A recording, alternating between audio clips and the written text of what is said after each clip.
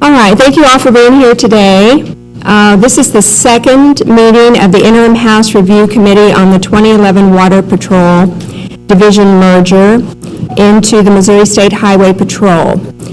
This merger was established through the truly agreed and finally passed version of House Bill 1868 in 2010. First, I want to thank the City of Osage Beach, Mayor Lyons, for allowing us to use this facility. Today's witnesses, the citizens in attendance as well. Thank you for coming out for this. The nature of this committee is the oversight and the review of the management, training, and overall cost benefits of the merger. At the conclusion of this hearing schedule, there are 3 more hearings subsequent to this one. The committee will make a report to the Speaker of the House with their recommendations to ensure the public safety on Missouri waterways. The next hearing is November 5th in Jefferson City at 10 a.m. This is a House committee hearing. The protocols prescribed are that members of the committee and witnesses will be recognized by the chair to proceed in testimony or questions. All witnesses are required to fill out a witness form, which are available here on the bar. And we also welcome letters, emails, and phone calls. So with that, we need to take the roll. Representative Franklin, Chair. Present. Representative Phillips, Vice Chair. Present. Conway. Hafner. Miller. Here. Richardson. Thank you, Representative Richardson. Rorta. Smith. Wood. All right, thank you. We have a quorum then. So today what we're going to do, we have some questions that we looked at last committee hearing. We're going to work through these questions again, and we're going to begin with our first witness, Lieutenant Dave Wall of the Missouri State Highway Patrol.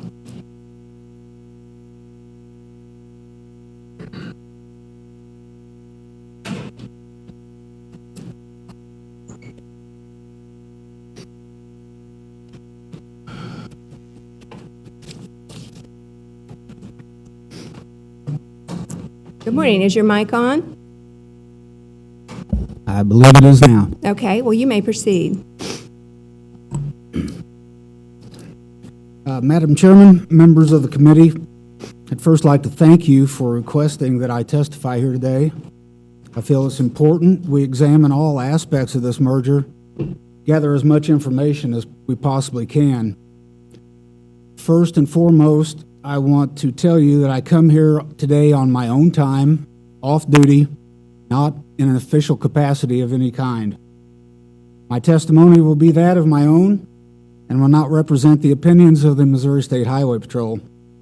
It'll be based on my experience and knowledge gained while working for the Missouri State Water Patrol, which, with your indulgence, I'd like to highlight. If I may, I would like to make an opening statement, ma'am. You may. Okay, as stated, my name is Dave Wall. I'm a 30-year veteran of the Missouri State Water Patrol. At the time of the merger, I was a lieutenant and assistant district commander of District 2, Lake of the Ozarks. District 2 encompasses the Lake of the Ozarks to the Morgan-Benton County line, approximately the 70-mile marker. All of Cannon, Miller, Morgan, and Montauk counties, portions of Pulaski, Laclede, and Marys counties. I began the Water Patrol Recruit Academy January of 1981, graduated May of 81.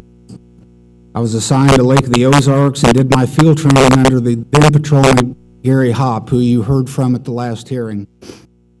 I completed the field training phase of training at the end of August 1981, worked my entire Water Patrol career in assigned areas all over Lake of the Ozarks and District 2. From my 11-man recruit class, 2 of us were assigned Lake of the Ozarks, bringing the total number at that time to 12. Remember, this was 1981 when there were 2 common projects on the whole lake. Biggest boats at the time were 30-foot cruisers and sailboats. We needed 12 officers to adequately patrol the lake at that time. I volunteered for the dive team in 1981 and served on it for 10 years, being promoted to corporal and assistant dive team leader. On this team, I performed diving operations all over the state of Missouri, working with a variety of agencies and officers in a variety of water conditions. I've been assigned to numerous major flood events across the state, worked with multiple agencies while doing so. During these assignments, the Water Patrol always had adequate equipment, personnel on scene to perform the tasks safely and efficiently. We understood the dangers we faced and took necessary precautions to mitigate these dangers. I was assigned to the Lake Area Major Case Squad in 1990, assisted with more investigations, including 4 homicides. Received investigative training in a variety of areas through the Major Case Squad. I was promoted to sergeant, shared field supervisory duties with Sergeant Jones, who again you heard from in the last hearing. Together we supervised 20 field officers under the command of Captain Swanberg. Yeah, in 1981 up to the early 90s, the demand for officers had increased to 20. These numbers were not arbitrarily arrived at, but taken from clear need based on a variety of factors, including activity, like boat stops, accidents, work, arrests made, etc., and calls for service. Water Patrol had a long history of working with other agencies, and as Colonel Smith stated in his prior testimony, we were responding to calls of natural disasters and assisting other agencies in a wide variety of law enforcement projects long before the merger. 1997, Sergeant Hughes and I were assigned to the Camden County Crisis Action Team. This was a first for the Water Patrol. It was a SWAT team. We served under the direction of Camden County Sheriff John Page. We were trained in all aspects of SWAT and assisted in the service of hundreds of high-risk search warrants in 5 or 6 different counties. This team was comprised of members from several different agencies around the lake area, all training and working together for a common goal. I was made one of the 2 team leaders in 1999. In 2005, I was assigned as a member of an 8-man response team the Water Patrol sent to New Orleans following Hurricane Katrina. We successfully accomplished over 100 rescues of stranded citizens, working with agencies from all over the country, and including military personnel. We took 2 Marines from Camp Pendleton with us. They had driven on their own time, voluntarily, all the way from California to be there. We evaluated their training and expertise and put them on our boats and used them as our team members. So we did always work with other agencies effectively. Here, as with all similar assignments, we worked with a centralized command system. In 2006, I was tasked with forming the first Water Patrol SWAT team to deal with the increasing threat of terrorism in our nation's ports. If you don't realize, the port of St. Louis, which encompasses basically from the Chain of Rocks lock to roughly 5 to 10 miles downstream from the Arch, is the 3rd largest inland port in the United States. $1 billion of commerce passes through this region annually, yet until 2006, it had been mostly ignored. Barge owners and other stakeholders in the port had requested the Water Patrol to have a plan, some way to come and assist them, as the city of St. Louis had no maritime resources or training. We were hampered with budget constraints and had to concentrate our efforts on boat law enforcement with the limited equipment we had.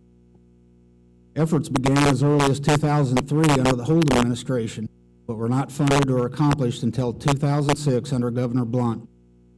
I worked with grant writers and our budget to ensure we had adequate funding for this endeavor. I chose an assistant team leader, and together we selected team personnel, recruited equipment, selected and arranged specialized training for the team, and called meetings of St. Louis area law enforcement agencies to try to get an organized, cooperative effort in place. Results of these efforts by our Water Patrol team resulted in the first joint operations and plan for national security within the St. Louis port. Illinois State Police, United States Coast Guard, St. Louis County, and St. Louis City were all participants. At the time of the merger, we were working with St. Louis City Police Department to get funding and training so they would have their own boats and the knowledge to use them. We were going to train their officers. They were going to be the closest and fastest responders, so it was logical they be trained and equipped to do the mission. Water Patrol was awarded nearly $500,000 to purchase another boat, vehicle, and related gear. This money had to be given to the Troop C's team after the merger. Our team worked with the various barge companies to secure lodging and a base of operation in their facilities in the event of a team activation. I was honored in 2009 to be selected to attend the 237th section of the FBI National Academy, which ran from March to June that year in Quantico, Virginia. In 2010, I was appointed to act as the Water Patrol's liaison officer to SEMA, the State Emergency Management Association, where I worked in conjunction with agencies from all over the state to solidify the state's emergency response plans to natural disaster, particularly earthquakes and tornadoes. At the merger, I was a lieutenant in District 2, helping supervise 20 officers and acting as team commander for the Water Patrol SWAT team. Our team was a charter member of the Central Missouri Tactical Officers Association, started by then Highway Patrol Sergeant Mike Turner. It was an effort to bring all agency SWAT teams together so we operate closely the same way and can interact together in major incidents. Still actively involved in this. For the past 3 years, I've assisted in teaching Highway Patrol Basic Boat and the boating portion of a 4-week Marine Operations course. I'm a nationally certified instructor for NASBLA. I teach classes all over the country in tactical boat operation, boat pursuit and stop, enhanced vessel operation, and basic boat crew member. I instruct with officers from a wide variety of agencies all over the country, giving instruction to local, state, and federal law enforcement officers. I say all this to give the board the information that I am a team player. I've worked with a variety of different agencies successfully to accomplish a common goal. I'm not testifying, as Captain Hopp said, to give impression of sour grapes. That's not my intention. I have a passion for the mission of the former Water Patrol and feel it's still a viable and necessary mission. I'm very concerned with the direction this merger has taken, as the mission of the Highway Patrol and Water Patrol, while similar in many ways, are greatly different in others. The Highway Patrol has operated successfully and honorably for nearly 80 years within what I call their established box of thinking. Their ways of operating that have been proven successful. The same is true with the Water Patrol. 50 years we operated successfully in our box, as I call it, way of thinking. Now the Highway Patrol has control of the box, and the Water Patrol protocols that worked so well for these 50 years don't seem to be fitting into their box. The Highway Patrol sergeant told all of us we had to do an initial 4-week merger training, all the Water Patrol people. One of the first days at that training, a Highway Patrol sergeant who still works at the training academy told us that this merger appeared to him to be the same as putting a square peg in a round hole. If you beat it hard enough and long enough, it'll go, but what you'll end up with won't look anything like what you started, and it won't be pretty. I feel this sergeant was very prophetic. Through NASBLA, I teach with former Florida Marine Patrol officers, the once premier marine law enforcement agency in the country. It's the agency we looked up to, tried to model ourselves to, and always achieve their standards of perfection. Florida remains one of the top states in the country for number of registered boats and has the weather where boating can still be a year-round pastime. They were merged in 1999 with the Florida Fish and Wildlife Commission. I'm told now their officers are allowed to spend only 25% of their time doing Water Patrol boat law enforcement functions. The rest of the time they do enforcing fish and wildlife violations. As a result, according to my contacts in former Marine Patrol, boating deaths and accidents have increased. Boat theft and human trafficking in South Florida has increased to epidemic proportions. Former Florida Water Patrol officers I know have told me they believe it is a direct result of their merger. You've heard testimony from retired Lieutenant Colonel Smith that even Colonel Replogle has stated neither the Highway Patrol nor the Water Patrol wanted this merger. I've heard it spoken myself in staff meetings at the onset of the merger. It doesn't appear to me that spending nearly $3 million extra every year is cost saving. I'm told the money spent to put this merger in place, just in uniforms, all the equipment that had to be purchased, all the retirement benefits that had to be shored up, the pay equity that had to be paid across the board, etc., far exceed anything that was saved in reducing the Water Patrol command staff, support staff, and building rental. I think it's still possible to make this merger work, but the obstacles are great. The obstacles to this I've touched on, the main one being the box of thinking in which each agency has confined itself to for the years previous to the merger. The optimum plan would be for all of us to rethink how the missions can be blended. Right now, I feel the mission of the Highway Patrol, that of highway safety, is foremost. Marine law enforcement is very much secondary. Unless we reach some common ground on how marine enforcement will be managed and give it the importance it deserves in this state, the incidents we've seen in the past 4 years, in my opinion, will undoubtedly continue. I'll attempt to answer any of your questions at this time. All right, thank you so much for your testimony, and thank you for your distinguished service on the water and to the Lake of the Ozarks. 30 years? Yes, ma'am. Were you here? 30 years at the Lake of the Yes, Ozarks? Yeah, all right, thank you. Would you, do you have a copy of your opening statement? I do. All right, may we have that? You may. Okay, just pass that to Dylan, that'll be great. All right. Is there anyone from the committee that has questions for the opening statement? All right, very good. You gave us a lot of information within that, and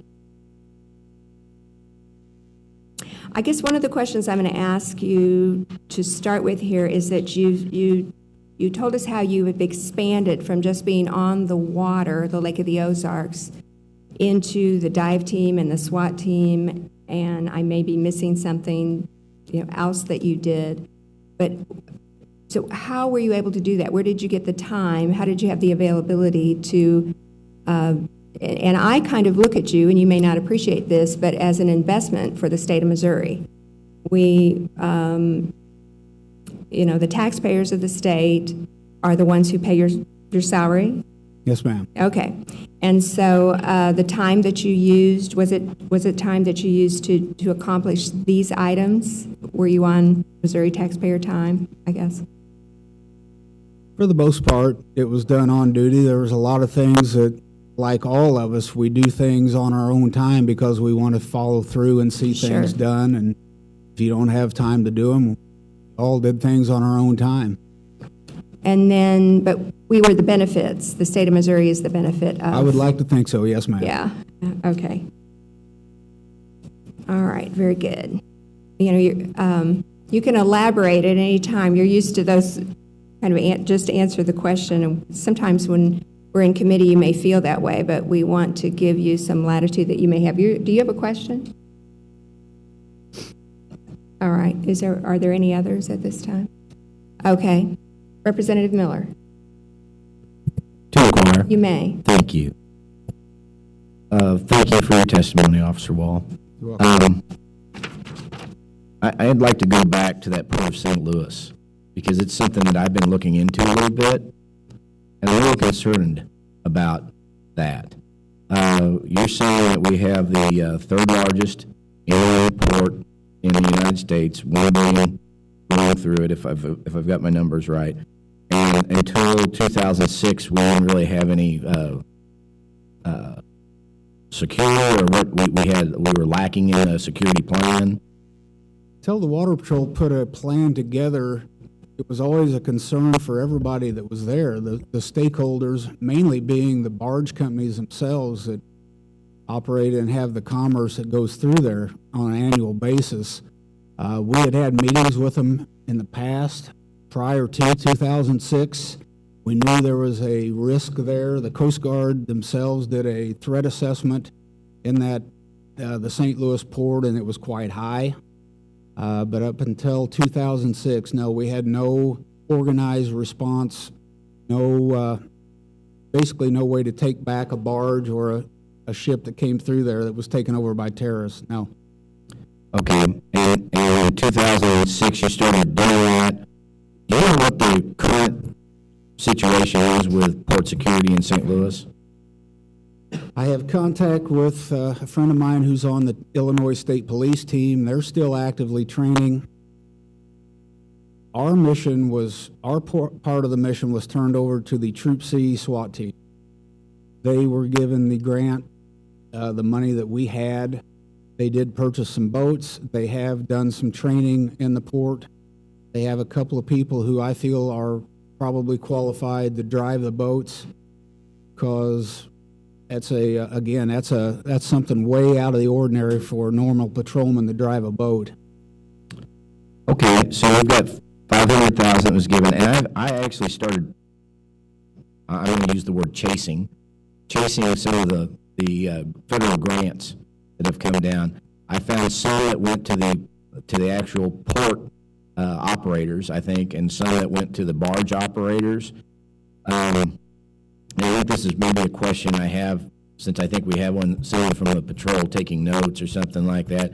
I am interested in if you could just send me information on all the federal grants you've received for the Port of St. Louis and what happened to that money. Because as I go through the public information, I'm having a hard time finding where all of that money went and if anybody's keeping track of it. So if I could get that information, they've been great about getting us information, and I would appreciate that. But do you have any more similar to Troop C? Have you known of any other than the $500,000 that we originally funded, if any more has come in or anything has been done? I don't know. Okay. I know that they trained at the initial first few summers. They trained and tried to develop their own plan, do things their own way, which I understand that, I guess. But as far as this past summer, I'm not aware of any training that they've done at all St. Louis Port. Okay, thank you. All right. If you then would talk to us a little bit about the 6 districts and why was the state divided into 6 districts for the water patrol purposes, and well, just start with that. The Water Patrol had the state geographically divided into 6 districts. Each district had a captain, which would be comparable now to the Highway Patrol Troop Commander.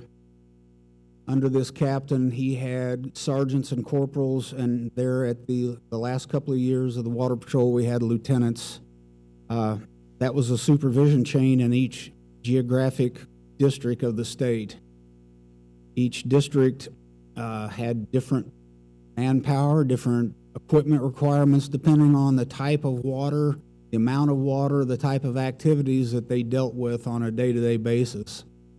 But we had a central headquarters in Jefferson City, where the command staff, the administrative staff was located. Geographically, we had 6 districts. Okay.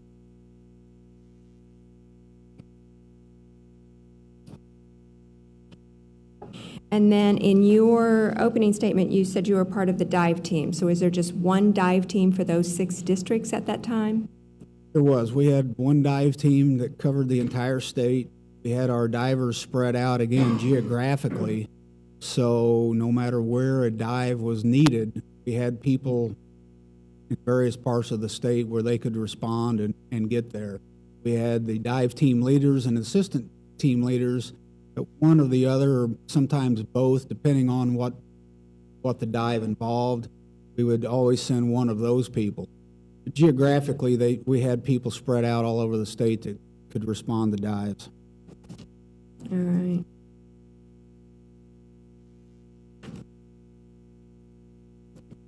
Okay. Any other questions on the opening statement? No? Okay, thank you.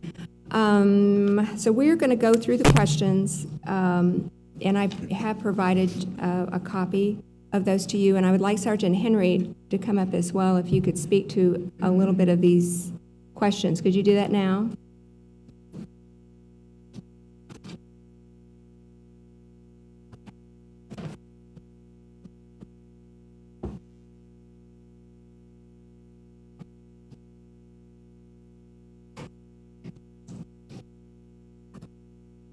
And you don't have a copy of the questions, do you?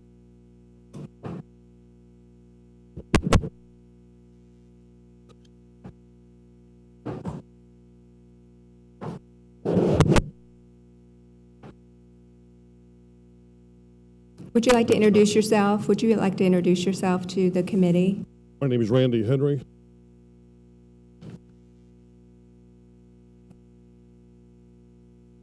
I have an opening statement also that I would like to make. Yes, proceed.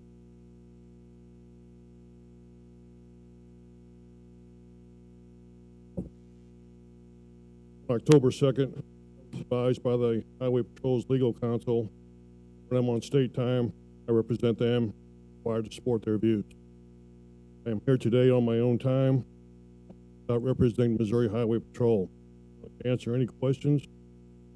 They are not directly related to the death of Brandon Ellingson. Everything I testified to on October 2nd, back up with documentation, schedules, reports, and memorandums.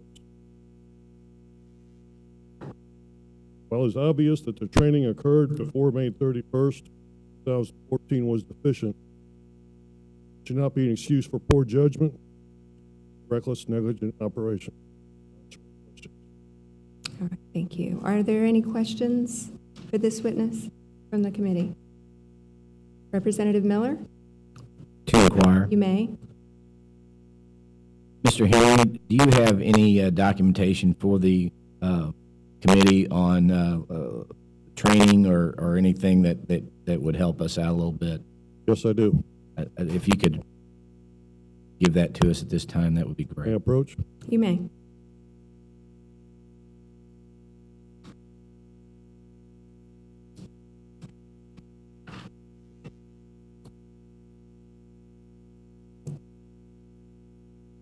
All right, thank you, sir.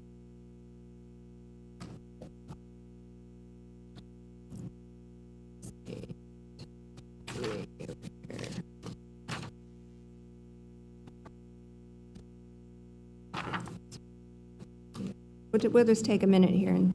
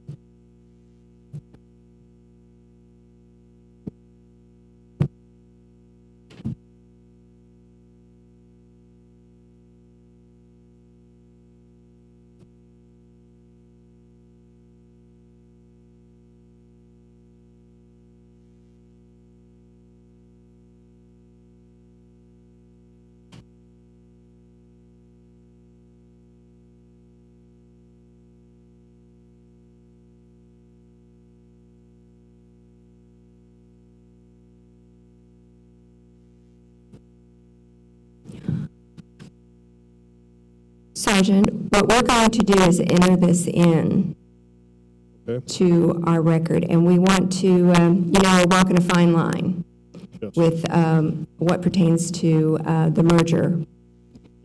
And we'll have to kind of go through this, and because I and the members of the committee haven't looked at it really carefully, I don't want to go into an area that we should not go into today. All right. Thank you very much. Now, Representative Phillips? To the choir, Madam Chair. You may. Sergeant, last time when you testified before us, and we appreciate that, you mentioned a couple of things that would be helpful. Have you seen any changes since our last committee meeting in procedures within the Highway Patrol and the way things, has there been changes since our last meeting in the way the Marine Division operates? I haven't seen any changes myself. I've heard of some statewide, but there's guys talking. I haven't seen any here at Lake of the Ozarks, per se. Okay, so nothing's changed on your end. You haven't been given any directives to do things differently or be on the water at different times or been assured of more coverage or anything like that? No, sir. Okay, thank you. Okay. All right, we're going to go through the questions. And so the first one, I'm going to kind of pare them down just a little bit, is we were able to distribute to the committee members a 2005 training guide for the recruits. So they haven't had the full documentation, but they've been able to see what the courses were and what the training was at that time. So one of our questions is, and I think it speaks to what you all are expressing, the reason that you're here, is that the training was done in one fashion prior to the merger, and now there's a training protocol that's in place. And part of our investigation as a committee into training is to see, do we have recommendations for the training? We can't really we can't really make recommendations if we don't have the history of what you all went through when you were in the academy. And then I think that you probably have a unique perspective into how the training is being done today of your knowledge. You may not have full knowledge. So I guess the easiest thing to do is take you back to your training. When you were in the academy, how long was it? We're going to want to know how long you were there. Did you have instructors from the Water Patrol exclusively? Or were there Highway Patrol instructors? And how did you spend that time in the classroom didactically and then in practical application, which I assume is driving boats, swimming, the other kinds of things? And I'll be more specific, but I'm just going to let you guys go for right now and explain to us about your training. I didn't start. I came on in 1981. Said a typical day for us, I'll back up. We were instructed, we used the Highway Patrol Academy facility. Our instructors were a combination of Highway Patrol personnel and Water Patrol personnel. The general, what I'll call general law enforcement education type programs, the constitutional law, search and seizure type classes that every police officer has to have, for the most part, those were taught by Highway Patrol staff. We had two different Highway Patrol staff members that taught that section for all of us. The rest of our specialized boat training classes, our water, marine law, Missouri boat law classes, were all taught by our own Water Patrol instructors. We began our day roughly 4:30 in the morning at the pool, because if you're going to operate in a marine environment, you better know how to swim. It's criminal to think that we're putting people in boats, expecting them to do a job in a maritime environment when we don't, if we don't, and I'm not saying we do not, but if we don't provide them with the most swimming training that they can get. So we were in the water at 4:30 or 5 o'clock every morning and swam for roughly an hour and a half every morning. My academy lasted for 17 weeks. The last week before graduation, we were still in the pool every morning at 5 o'clock. If it was rainy and cold and the weather got bad, because my class started in January, in the evenings, if we couldn't run, then we would go back to the pool and swim some more. So we ran in the morning, or swam in the morning and ran in the evening and went to class in the afternoon. 17 weeks, I believe, was my academy. When I graduated, I was assigned a field training officer who I rode with for approximately 3.5 months. It was basically from the second week of May to the end of August, 1981. During that time, I rode and observed for a week or two. Then they would slowly work me into driving the boat, pulling up the boat docks, pulling up the gas docks, and eventually to where I was stopping boats and working independently by myself with the training officer just riding in the passenger seat, trying to stay quiet while I hope to avoid tearing up something. Like a mom or dad on the Exactly. other side of a car that their kids are Exactly. starting to drive, a little nervous. Okay. After completing the field training portion, you were still on probation for a 6-month period, so you still had about 3 more months to go that you were on probation. Unofficially, you were pretty much on probation for another couple of years because it took you at least 2 years minimum to get your feet under you to the total operation of what you were doing, where you were comfortable and could remember what you were supposed to do and all the different situations we were going to be involved in. So while the academy was 17 weeks, the field training portion was roughly 3 to 3.5 months. It takes an officer 2 or 3 years to get their feet under them to where they're totally comfortable and can function relatively independently. Okay. So did the training, okay, so where did the didactic, the pool, the 17 weeks, where did that take place? In Jefferson City at the Highway Patrol training facility. Okay, and there was a swimming pool there as There well? was. In 2005, it looks like maybe they used the Fulton, Missouri School for the Deaf pool.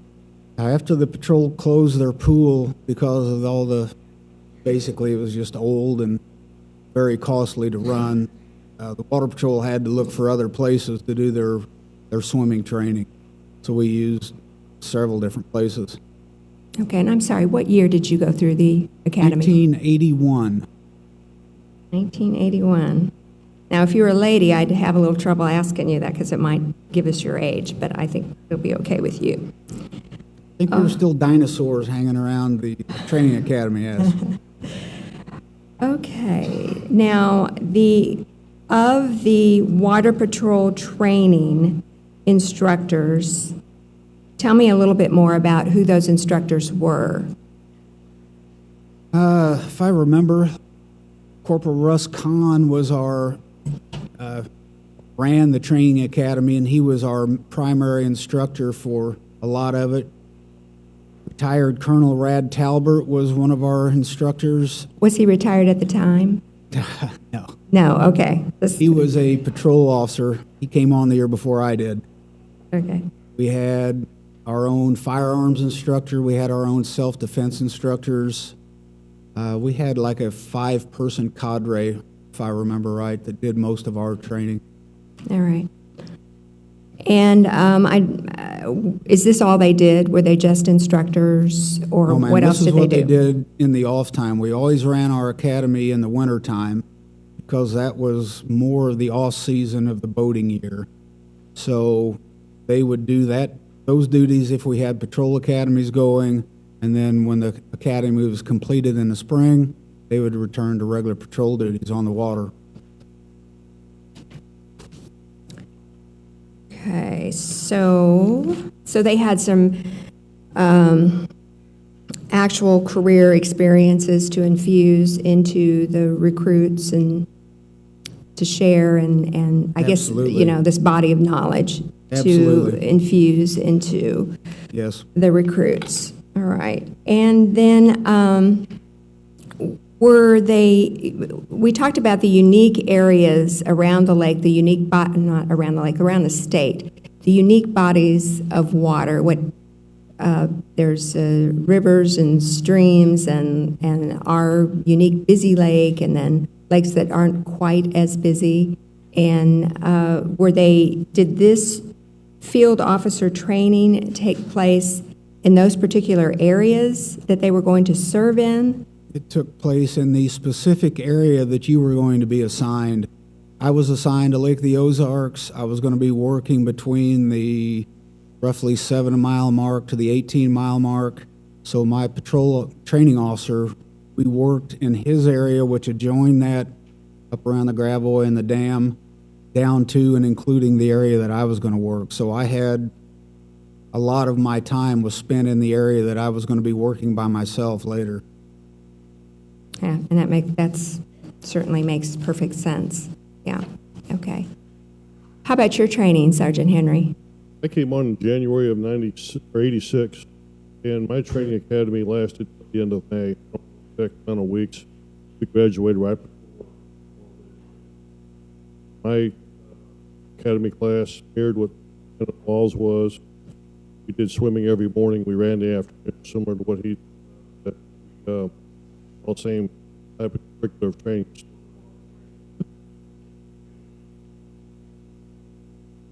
All right, and let's see, you went through an 86, and you went through an 81, and were your instructors, your trainers, were they Water Patrol? Yes, ma'am. And they had worked out on the water? Brad Topper was our director of training at the time, and I think we had 3 or 4 assistant instructors. In Highway Patrol, we used their instructors also for criminal law, civil law. I believe it was general law class. All right, very good. Okay, and then under this this first bullet, there is who authorized the completed training? What guidelines does the authorizing agent adhere to in certifying the completion of the training? So is there someone that, I mean, sometimes not all recruits finish, you know, they find out it's not cut out for them, or they just don't graduate for whatever reason. Who makes that determination that you may indeed go ahead to the field training? You have to successfully complete the academy in all phases. The academy curriculum was set by the Water Patrol command staff based on years of experience, different situations. Post requirement, I don't remember what year post came into play. That was early 90s, I think. After the post came in, we had to meet the post requirements. In addition, we did the things specific to the Water Patrol Marine Environment Training. Okay, you're going to have to tell me what POST stands for. Peace officers. It's registered to DPS. Peace Officer Standard Training. Okay. Any questions from the committee yet? Representative Philip.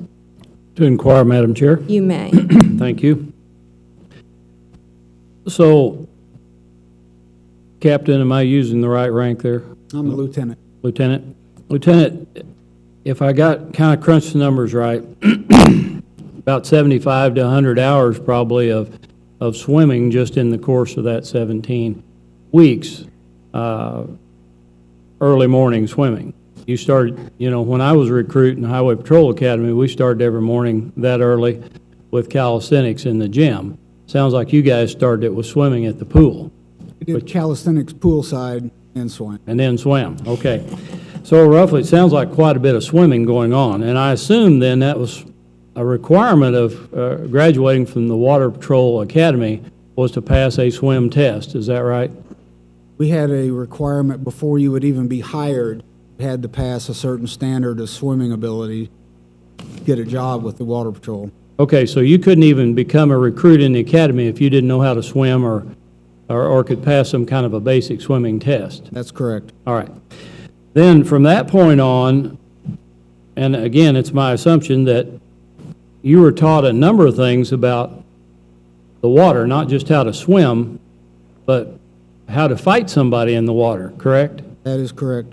Because all most of the highway patrol, when things go astray and someone wants to take you on physically, most of that's done on dry ground. And we were very well trained and still are very well trained in how to deal with that situation. But you guys were very well trained in how to deal with water. I'd like to think we were very well trained in both, because we were trained in both. We did the same self-defense tactics on the land, and then it was a specialized, we just branched off because of our environment we worked in. So, yeah, we had the same training, again, only in the water. Yeah, a lot of your training was the same as ours, but yours was very specialized toward the water. That is that a fair correct. statement? Yeah. And what happened as a criteria, what if someone passed the swimming criteria to get into the academy, but once they got in there, there was something astray? In other words, they weren't used to being underwater for a while, or they weren't accustomed to the thought of fighting somebody. When you get in there and start getting slapped around, start learning holds, and then you're dealing with the water element as well. Were there people that you saw that struggled with that part of it, that once they got in there, they realized, man, this isn't for me? There weren't in my recruit class. I can't think of anybody off the top of my head. Once you pass that initial swim test, it was stringent enough that by the end of the academy, you were a pretty darn good swimmer. I'll bet. And most of the people that were in the Water Patrol wanted to do that job, didn't they? Yes, sir. They came on and they had a certain amount of desire to be on the water and to do that particular type of enforcement. Right. It was a specific job that you applied for, and that was the only job that you were going to do and trained to do. Okay, thanks. Representative Miller, To inquire, Madam Chairman. you may. Thank you. We heard how the process that the lieutenant went through to become to solo in his boat. My question, Mr. Henry, would be, did things change between 81 and 86? What was your experience on when you got to solo, or did you just come out of the academy Memorial Day weekend and hit the water in your boat and go, or how'd that go? It was identical to what Lieutenant Wall described, but with field training officers. I believe it was 12 weeks, and around the middle of August, if you achieved the minimum standard, you could go out and be solo. Still on probation for the entire year. And like he said, it takes an officer minimum 2 years working Lake the Ozarks solo before they are fully independent and capable of working all the calls by themselves. Yes, Now, this question would be for both of you. Is that currently the case? Is that when what goes through, how you go through some training? I think we've covered that quite a bit on what the current training is. What happens once you get on the water? How do you solo? That was just is my question. If we can ask that question. I'm not sure I can answer that because I really don't know at this point what they're doing. currently, after May 31st of this year, the training was kind of halted for a while. Resumed it back up. They have to go through a checklist Captain Matt Walls developed up at Troop. It's a pretty extensive checklist. It's a book that they have to go through, reading general orders. And zone sergeants, Marine zones have to do some shadow time with this officer. And I think there's a minimum of, I have the book in front of me, but I believe it's 30 days, 25, 30 days. They have to do a ride along. If the Sergeant Daniels or myself thinks it needs to be extended to where the officer is proficient enough to work solo. Okay, thank you. Representative Phillips, To inquire just quickly. you may. Thank you. You brought up general orders, Sergeant, and one thing I've been wondering about for some time, and I was going to wait until the Highway Patrol folks got up here to ask this, but I'll ask you, since that's what you are. Are the general orders now pertaining to the Marine Division, are they weaved into the former Highway Patrol general orders? In other words, when you get to a section about DWI, does it specify now BWI as well? Does it specify vessel as well as, I kind of know the answer to this question a little bit because it just makes sense. Or is there a specific section in there that deals solely with Marine?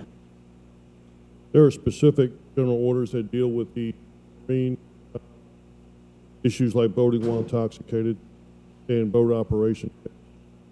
Are they weaved into the general orders of the Highway Patrol? In other words, when you get that big, thick manual, are the Marine portion of that, is it weaved into the other part of the Highway Patrol, or is there a section that says Marine operations?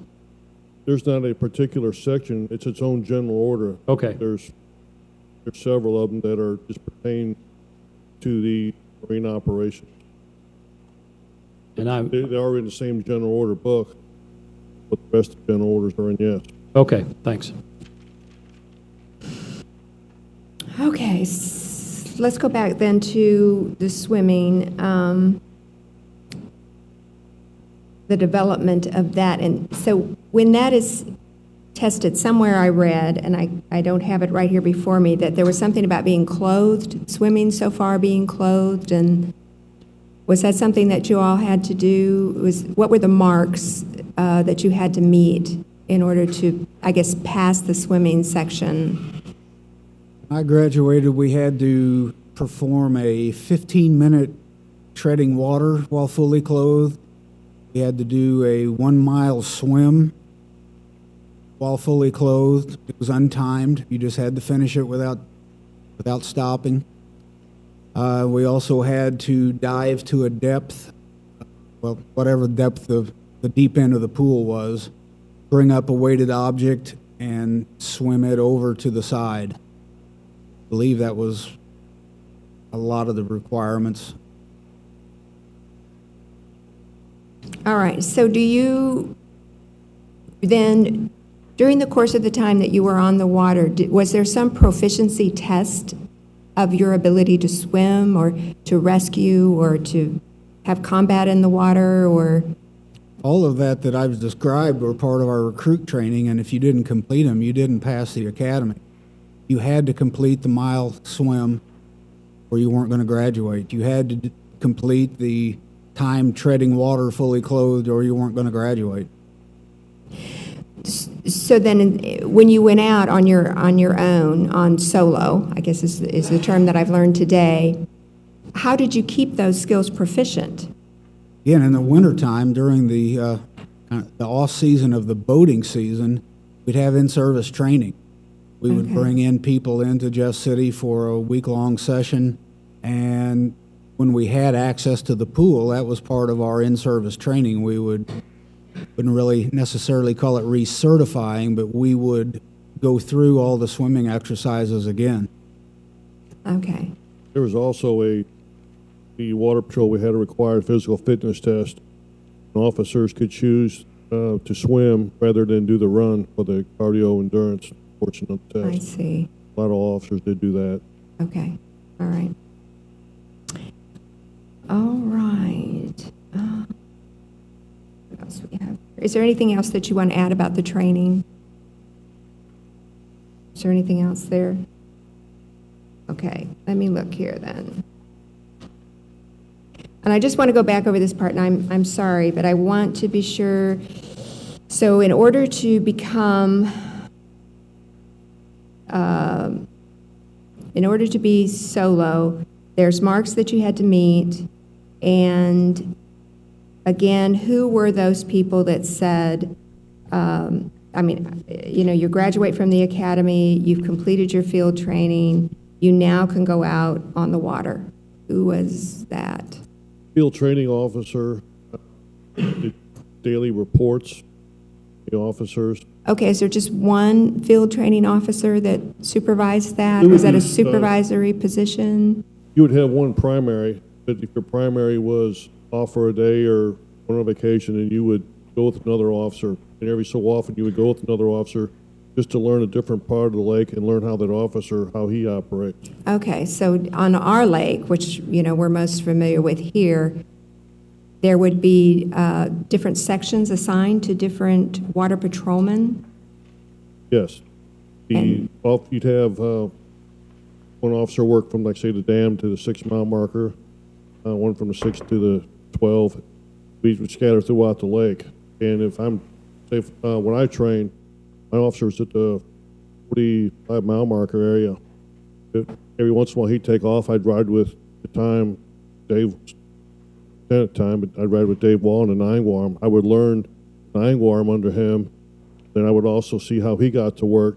Kind of, instead of just getting training from one officer, I see. I could get invaluable by riding with him or Gary Hopt or anybody else. We would get sheets, get graded on our progress. Then at the end of the training, when they felt you were ready, the captain, district commander, would make the final decision if that officer would go on his own. Okay. Ma'am, if I may, when we talk about the training academy, we're not talking just about people going to a class every day and taking notes and taking tests and passing requirements. What happened with us, and it still happens with the highway patrol, is you're taught tradition, you're taught history, you're taught respect for the job that you're going to be doing in the environment that you're going to be doing it in. Our academy was very much like that all the way through up to the merger. We had 50 years of proud service to the state of Missouri, and there was a lot of history, a lot of tradition, a lot of different things that go into a training academy. It's not just taking classes. The Highway Patrol has those same proud traditions, and they still impart them on all their recruits today. Whether or not we can successfully separate those the way we're doing business right now, I think, is the question, because the traditions, the history, all the knowledge of the Missouri State Highway Patrol is definitely being imparted to their recruits. Okay, thank you. All right, let's see what else we can do here. So I think we're leaving training, and we're leaving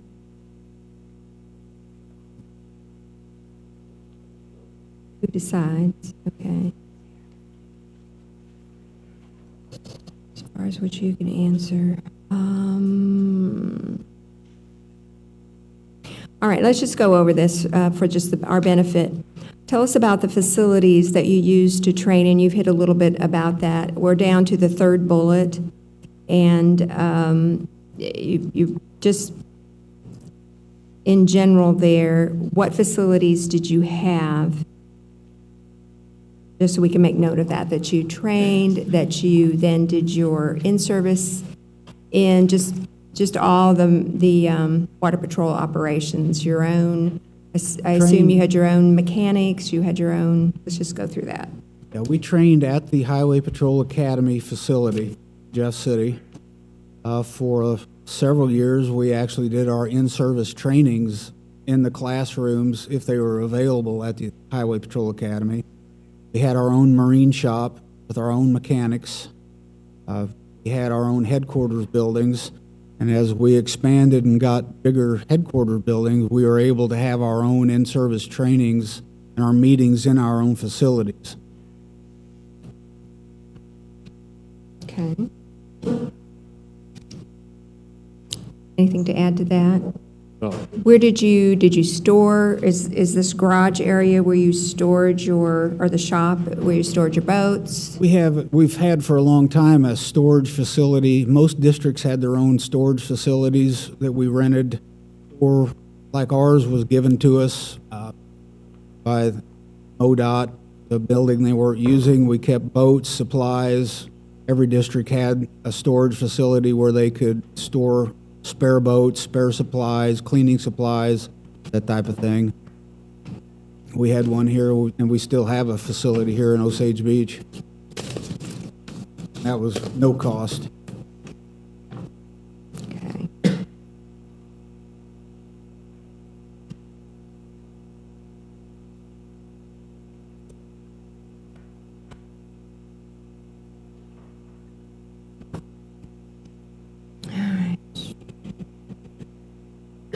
Okay, let's see if you have any idea on this one.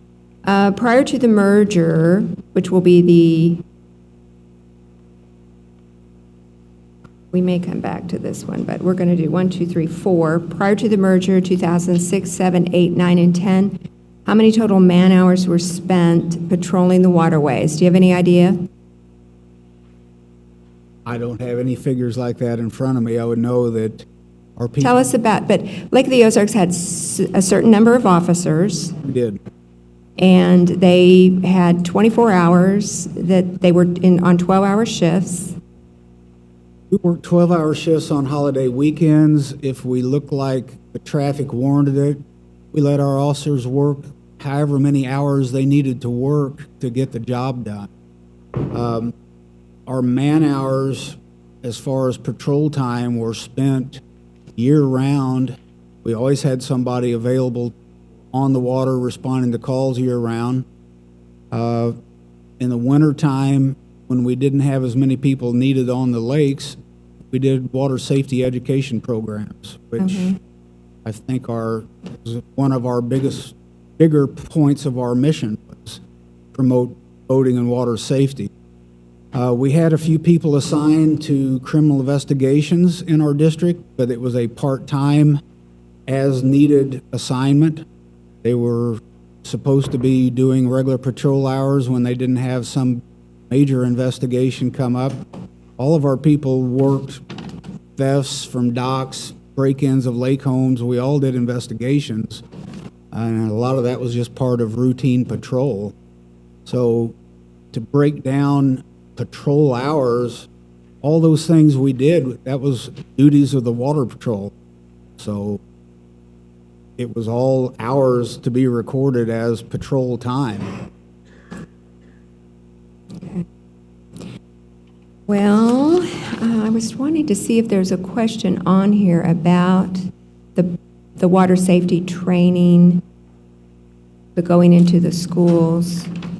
And I don't see that, but I think we talked a little bit about the online courses in our last meeting. So we'll just go into this idea of how you spent.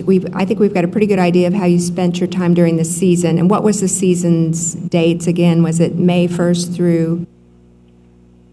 It used to be. In the old days, it would be from Memorial Day to Labor Day, and the sidewalks around here would roll up after Labor Day. Yeah. Over the past 10 or 15 years, we see middle of March, at least Easter is kind of the beginning of the boating season now, and weather permitting, it'll run on nice weekends. We'll have a lot of boating traffic clear into November now. In the past, we would start kind of gearing toward more winter activities about the end of September. We would start scheduling schools across the district, working our officers in, arranging to do our boating and water safety programs in the schools all over the district. We'd have, I can't even remember now, maybe 50 to 80 different schools we would hit every winter, teaching hundreds and hundreds of students. We had an online program. I think that statement was made. It was one of the benefits of the merger. We had an online program before the merger. We didn't rely on it heavily. We put it there as a convenience for people coming in from out of state so they could get the necessary documentation to operate a boat legally in Missouri. But we relied on, and I still personally believe that a human being interacting in a classroom is much more efficient, it's more personal, it does way more good. I think students get a lot more out of it than looking at a computer screen. There's less chance for fraud, kids getting together and taking the test together online. versus having to take it individually in a classroom where it's monitored.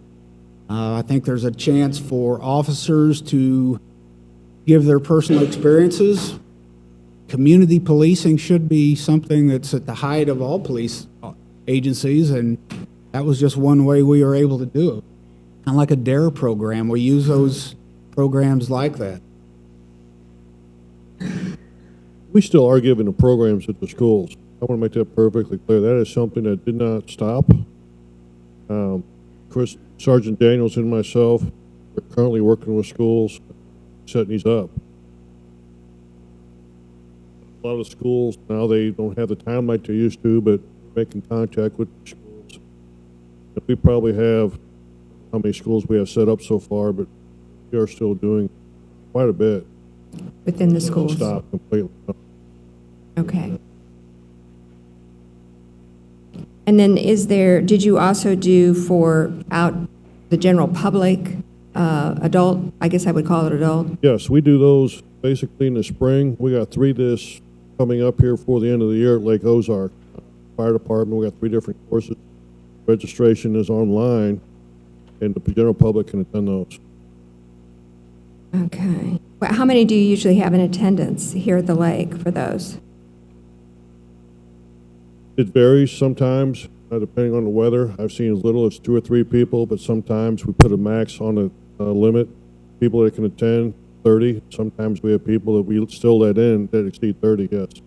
What do you think that those adults that take time to attend those classes, what are they looking for? Why are they coming?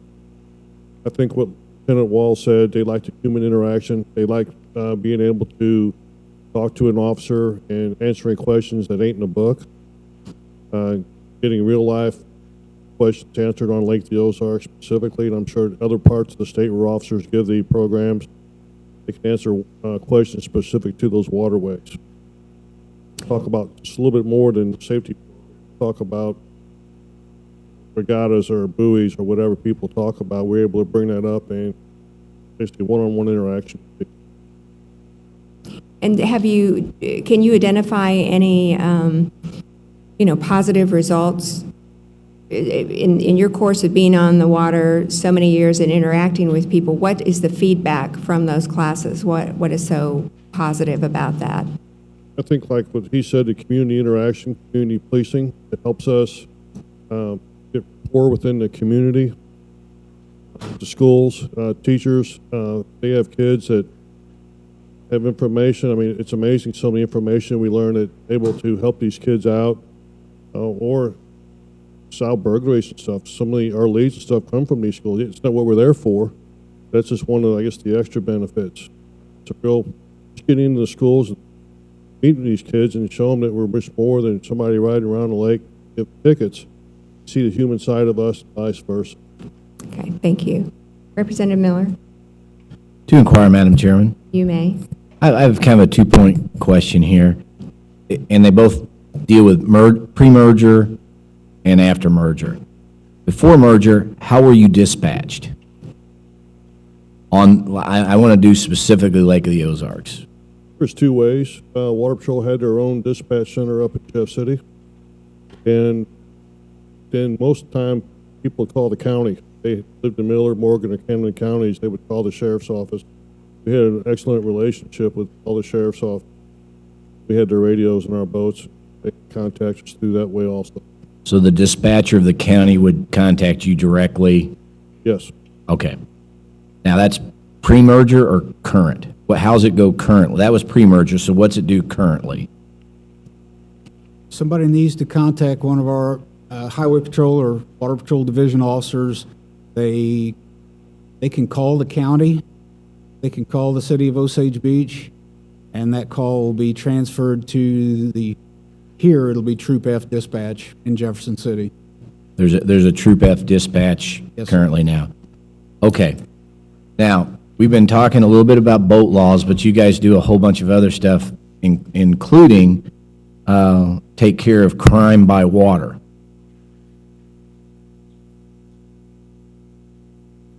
I have heard concerns that our ability to dispatch personnel during I wouldn't even call it off-season, or during the season on crimes on the water. And I'm talking about having knowledgeable people in dispatch that are familiar with crime by water. To give an example, we had one where we had a cruiser-type boat using their spotlight on houses in a cove.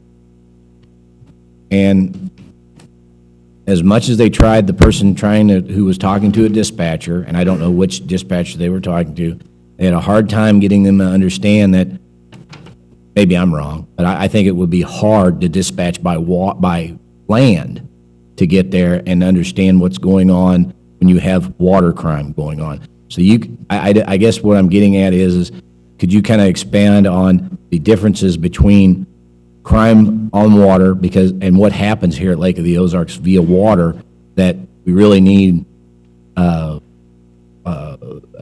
be able to dispatch via water?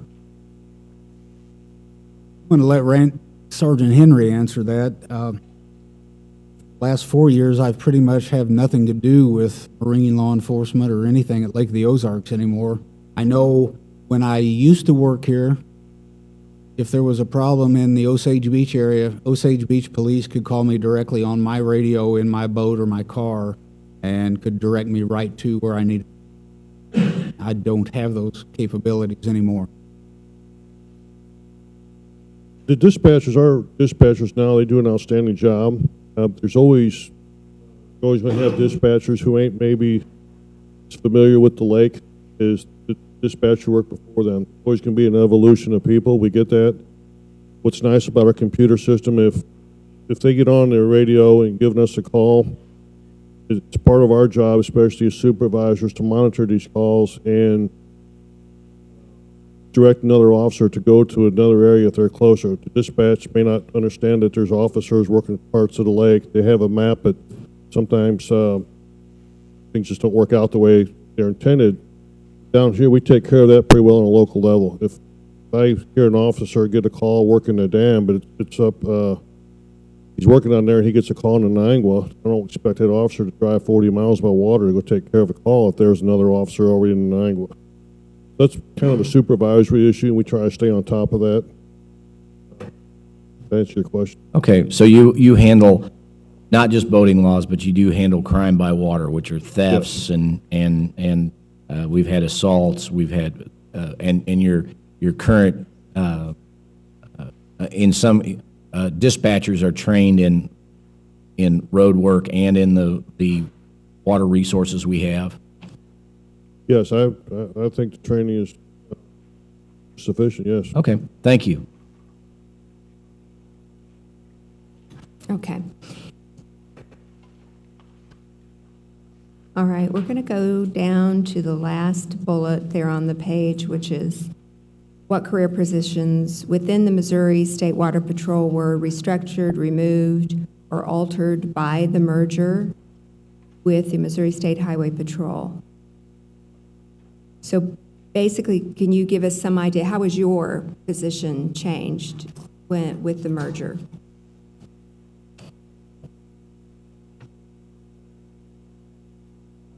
My position, I'm still a lieutenant. I've been reassigned to Troop F staff in Jefferson City, so I commute every day from here to Troop F headquarters.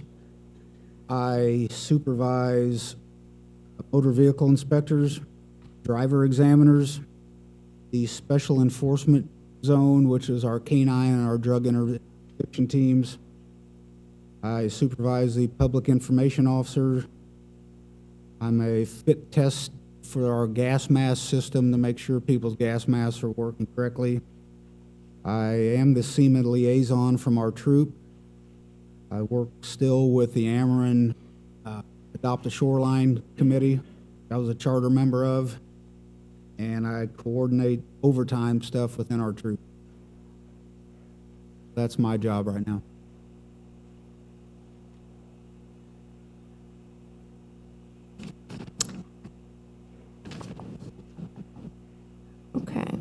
Okay. Representative Phillips. To inquire. Yes. Thank you, Madam Chair. So Lieutenant, I heard you list what your duties are. Did I miss Marine supervision? No, sir.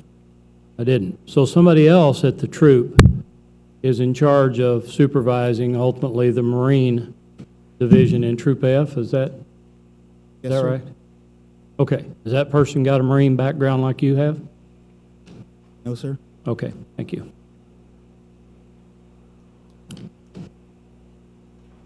Okay, so that's a little bit of a quandary to me.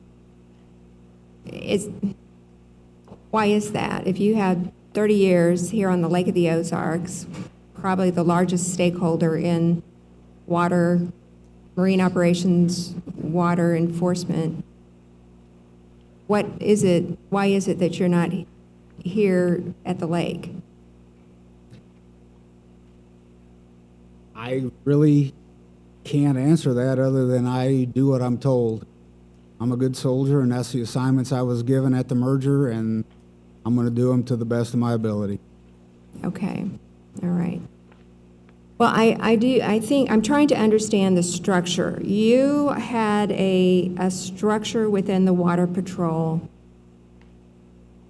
that utilized the different ranks, same names for the ranks, but they filled, I guess they went out on the water if needed. Is that correct? Yeah, we had a district captain. I was a district lieutenant. We had 2 sergeants, and we had a couple of corporals. Like, the corporals were the sergeant's assistant supervisors. I assisted the captain in the overall operations of the district. I ran the district if he was in his absence.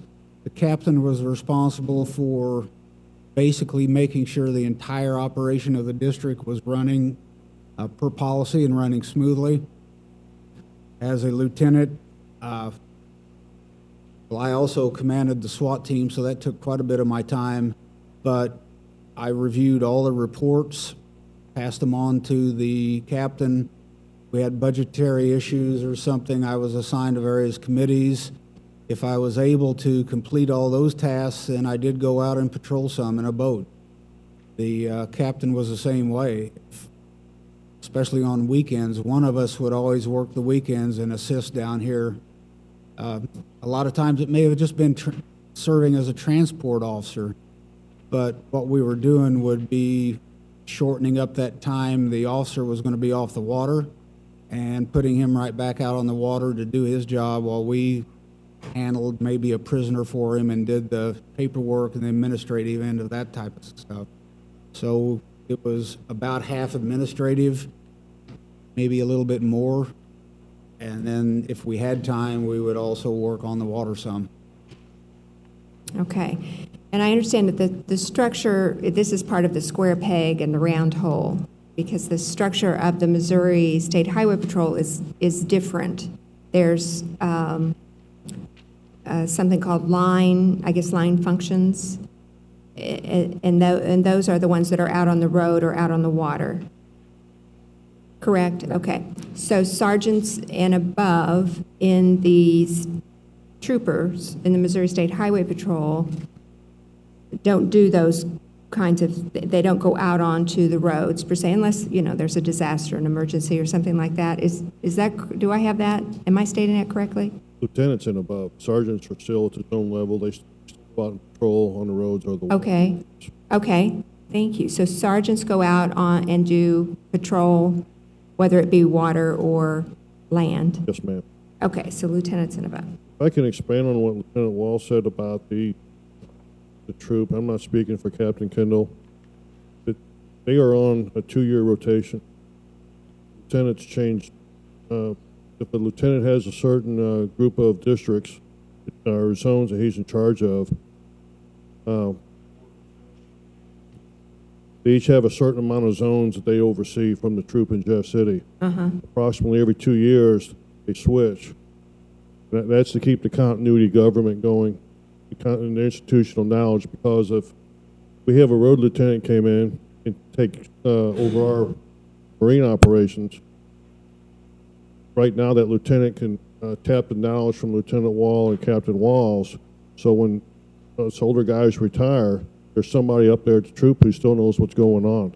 I believe that's a concept. While it's hard for people to understand, and I kind of get scowled at when I say that kind of stuff, it keeps the continuity of government going. There has to be somebody there to take over when us older guys retire. That's the only way to do that, is taking advantage of senior guys while they're still up there, to let one of the road lieutenants continue on with that knowledge. That way when he rotates, after he's gone, he can share his experience with the new lieutenants to always keep the information up a troop. Somebody will always be there eventually that knows what's going on. That's, I believe, a pretty efficient way of doing it. We don't lose that knowledge. Yeah. Retirements. And that is so important, keeping that knowledge. So going back to you, so have you requested to be involved in the water, or involved in the training, or involved?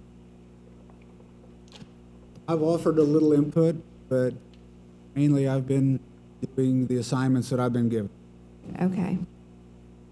Well, I don't know. I'm trying to understand, is it a structure problem where you don't fit into the structure, and is this part of the square peg round hole kind of thing? That, you know, we could talk about that. Right. So back to the career positions, how are they is there anything you have to say to this? Restructured, removed, or altered by the merger? The Water Patrol, I guess we're going to say positions. Did everyone just fold in? Did captains fold in and be captains, and lieutenants fold in and be lieutenants? And Our district commander here, Captain Walls, was also assigned to Troop F to the staff, but there can only be one captain in it as a troop commander. So Captain Walls now is currently just doing lieutenant assignments. okay.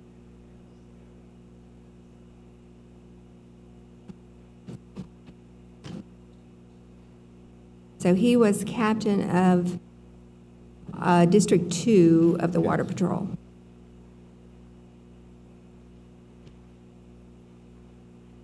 You're saying career positions.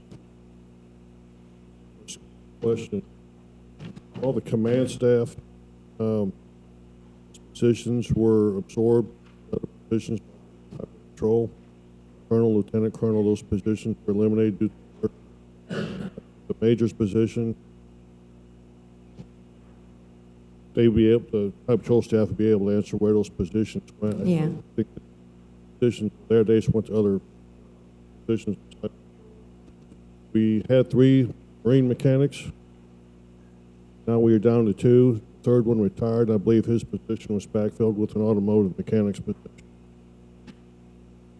Secretarial, administrative support staff, those positions were all absorbed by the Highway Patrol.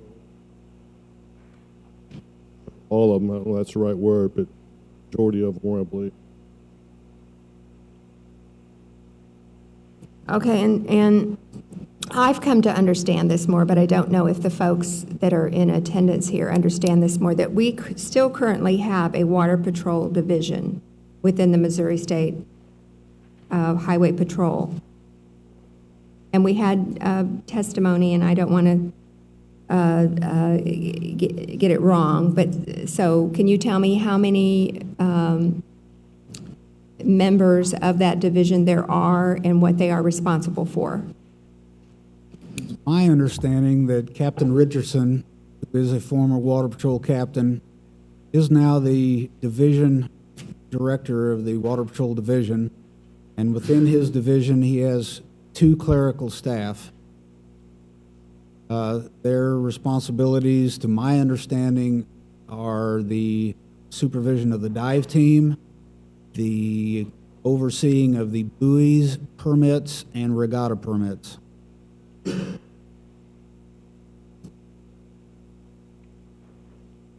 Okay.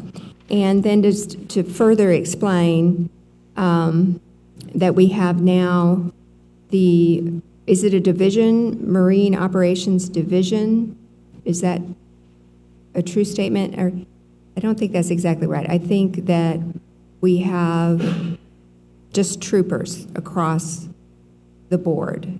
The Marine Operations Troopers are under the troop supervision of the troop staff. 9 troops in the state. Members are all under direct supervision of the troop staff. So like in Troop F, the Marine Operation officers are under the supervision of the Troop F commander. Yes, ma'am. That's right, okay. They are not under the Water Patrol Division. They're under field operations, so it's command structure is kind of confusing. The Water Patrol Division is under field operations. Field Operations Bureau, the Water Patrol Division is in, still oversees all 9 troops. Okay. Yes, they still have Captain Richardson still is under Major Johnson's staff, who oversees the rest of the 9 troops. The direct supervision is from each troop. Okay, so the direct supervision. Okay, okay. I need just to understand more about that.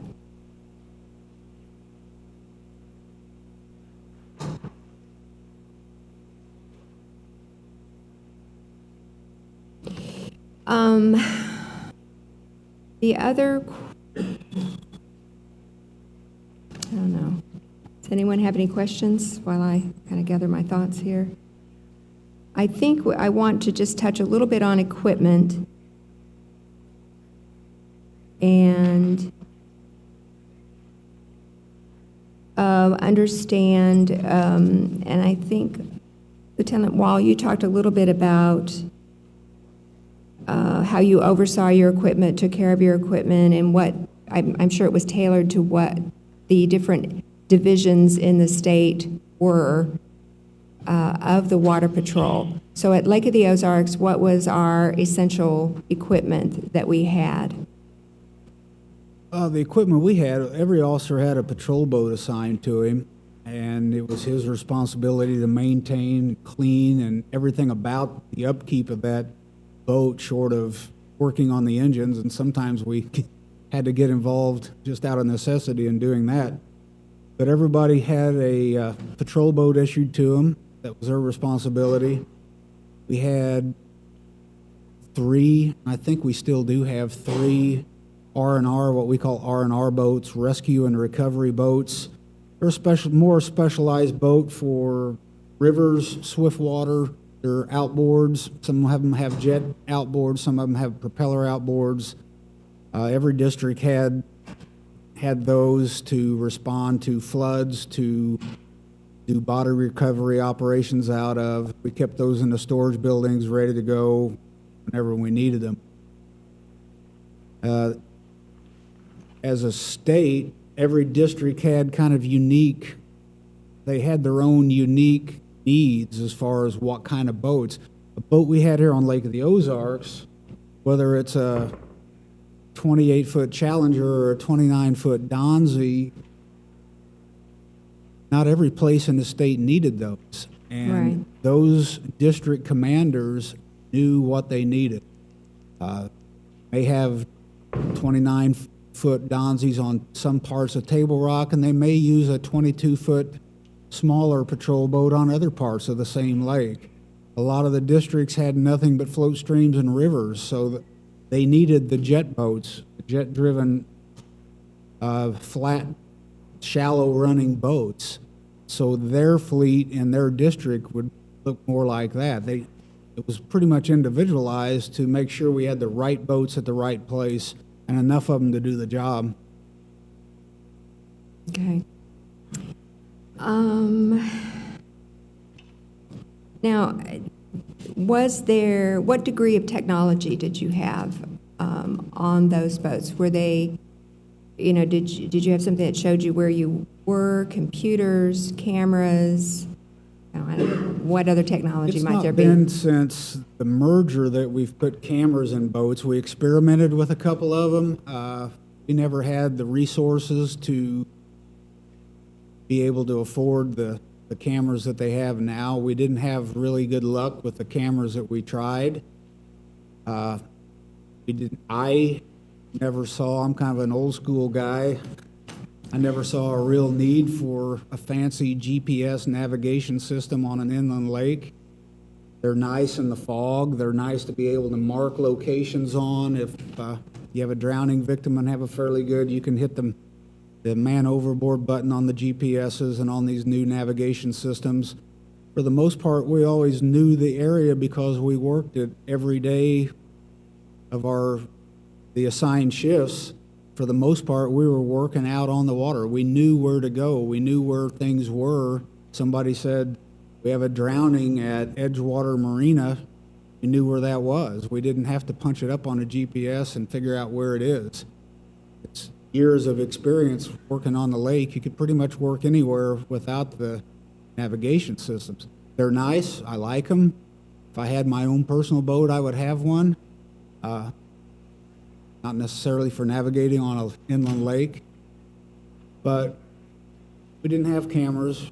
I think we always had audio tape recorders. Every one of us carried one of those. While it didn't show a visual of what was going on, there was a clear audio recording of everything. So yeah, we did have those going for us, and they work quite well.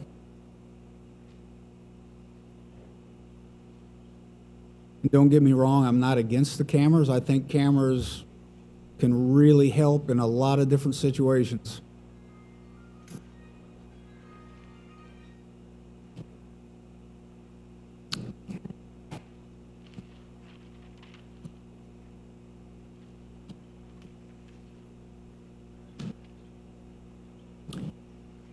All right, and then you mentioned, we're going to go to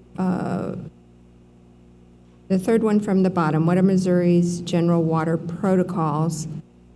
Or what were they? And I think getting into neighboring states, what they did, how did you determine what we needed to train? I mean, other than seeing the needs of the lake, but then where else did you go for ideas about training, or what other organizations did you belong to? How did you know what neighboring states were doing? I've been involved with NASBLA. You've heard that term in the other hearing, the National Association of State Boat Law Administrators. We've been a member of that for 50 years. Every year, our boat law administrator, which for us was our colonel, the head boat law administrators of every state, met at least once a year. They had a conference. They talked about trends in boating, things that were going on around the country. Actually, in some of the territories, Puerto Rico, some of the other ones were always part of it. By networking, at these conferences, you had a question what was going on or how somebody else was doing things, you could make a phone call. I know a lot of that was going on.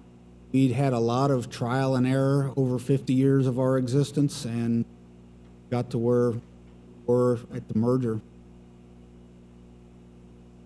Okay. Right. Well, I feel like we've worked through a lot of these. Are there any other questions from the committee? Is there anything that we haven't covered from the witnesses? Is there anything else? Is there anything we haven't covered that you have knowledge about? Would you like a closing statement, maybe, with that? Oh, ma'am, I would like to say that, again, for the Highway Patrol people that are present in this room, my intent is not to say I was totally against the merger. I think, like I said in my opening statement, the way we're going now, there's a lot of things that need to be addressed and tweaked, and I think if we can do that, we could probably continue to make this work. Well, I think that's what we're after right now at the end of the day, to see how we can make some adjustments, some course correctments, pardon the pun, I guess, to weigh and gauge how we need to go forward. So I really want to thank you two for coming. I know you've come on your own time.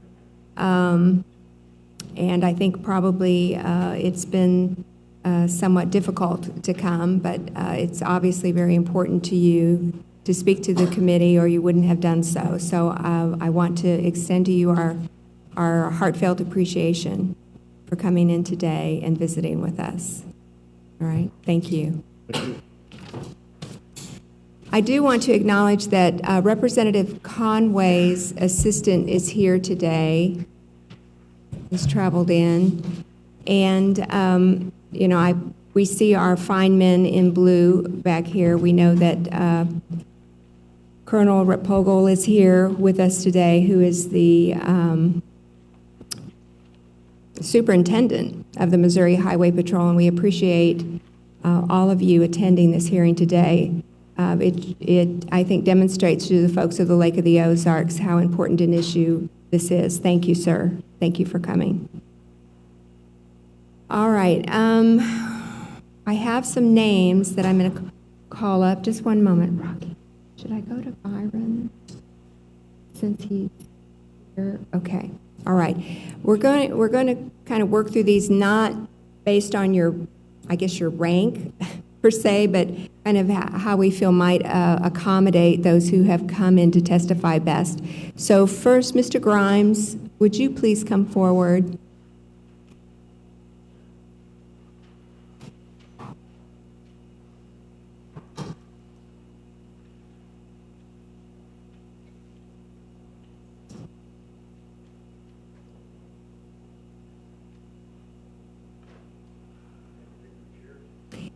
No, sir, please be comfortable. Find a place that you would like.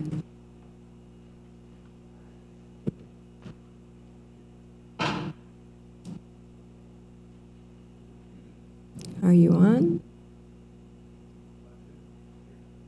Can you all hear Mr. Grimes? No, they're saying no. Dylan? 1, 2, 3, 4 now? There we It go. is. You'll have to stay pretty close. Okay, I got you. My name is Byron Grimes. I've been involved with the Water Patrol for probably 40 years or so on the lake in various different capacities. At one time, I owned Trico Dock Center and was involved in quite a bit of water activity there. I also worked for about 25 years as a news reporter for Channel 17 and a local radio station, and I did quite a bit of news reporting out on the waters of the Lake of the Ozarks, and also rode several times with Water Patrol on their main patrols doing news stories. I also spent 32 years with the Lake Ozark Fire Protection District.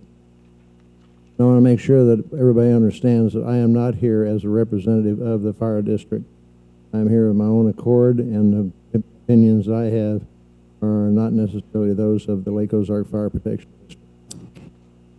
Those 32 years, I worked very closely, a lot of times, over 100 times, I'd say, working wrecks on the highway with the Highway Patrol. I have nothing but respect for those people out there doing their day in, day out job. Very dangerous work several times, or many times. We had absolutely total cooperation between the fire district and the Highway Patrol working wrecks. They had their job to do, and we had our job to do. I was not involved in the paramedic end of it. I was not an EMT or paramedic, so mostly my job out there was to help them with traffic control or to land the helicopter. The last 12 years I was on the fire department, I was captain of Lake Ozark's Fireboat 219. We responded to my district, or my area that I covered, was from the dam to about the 10-mile mark, and from there on, Sunrise Beach boat took over, and then down around Port Arrowhead, we had our second boat, Fireboat 229. I worked too many wrecks with the Water Patrol.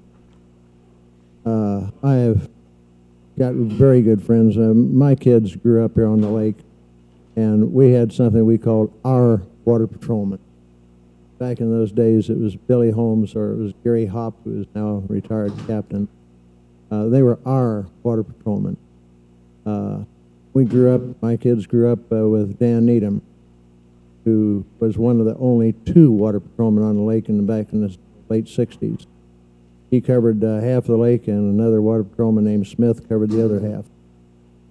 If you wanted a water patrolman, you had to call his house in order to get him. There was no dispatching back then. They've come a long way since then. Dan Needham came up through the ranks, and I have to disagree with the colonel that testified at the other hearing. He said he was the first one to come up through the ranks and become colonel. I got to disagree with that. Dan Needham was the first. He came all the way up from water patrolman to become colonel of the water patrol underneath Governor Teasdale. Everybody that I worked with over the years were just absolutely super nice. I can't say enough about Captain Swinberg. He had the total respect of his men and women here on Lake of the Ozarks. They would follow him to if they had to. That's just the kind of guy he was. Back then, like I say, we had our own water patrolman. Seems like it's kind of changed now. I've given you a written statement of what feelings on the merger. I'm not going to read it and bore you with that whole time. I'd like to give you some personal experiences that I had.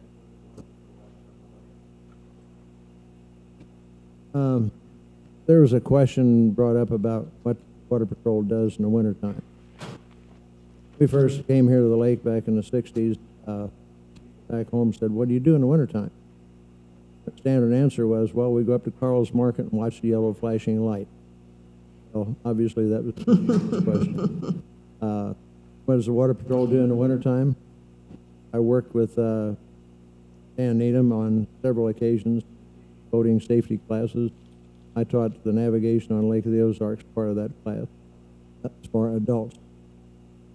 Later on, Gary Hopp had his own classes going at 4th and 5th grade in the schools. I was there as a representative of the fire department to talk about what fireboats do. And I can guarantee you that those little kids sat there, their eyes wide open, and never moved, and they paid total attention to Officer Hopp.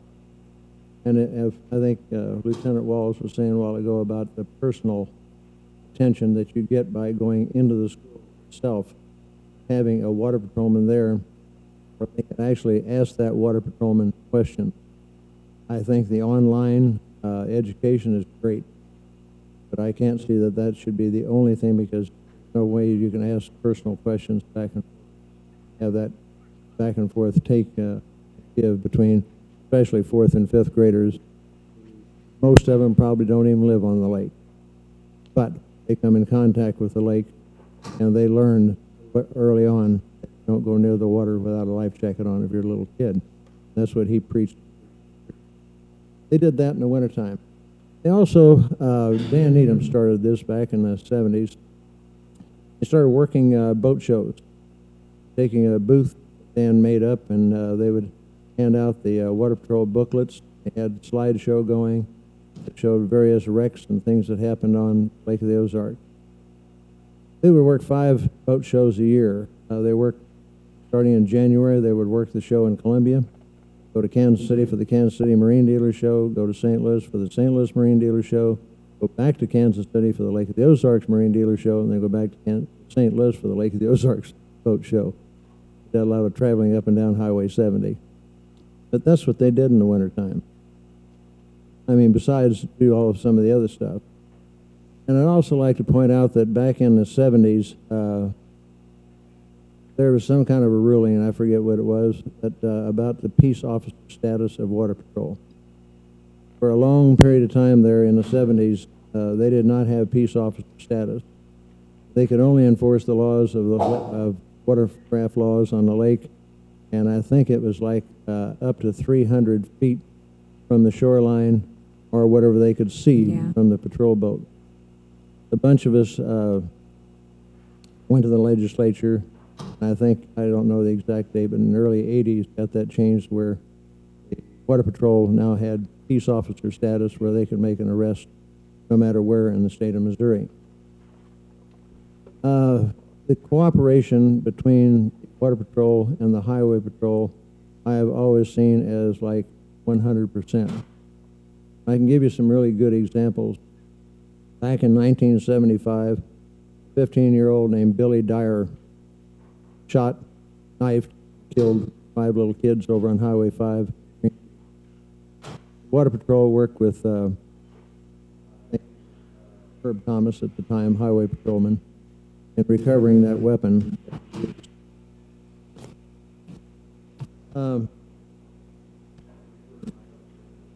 Absolutely, go ahead.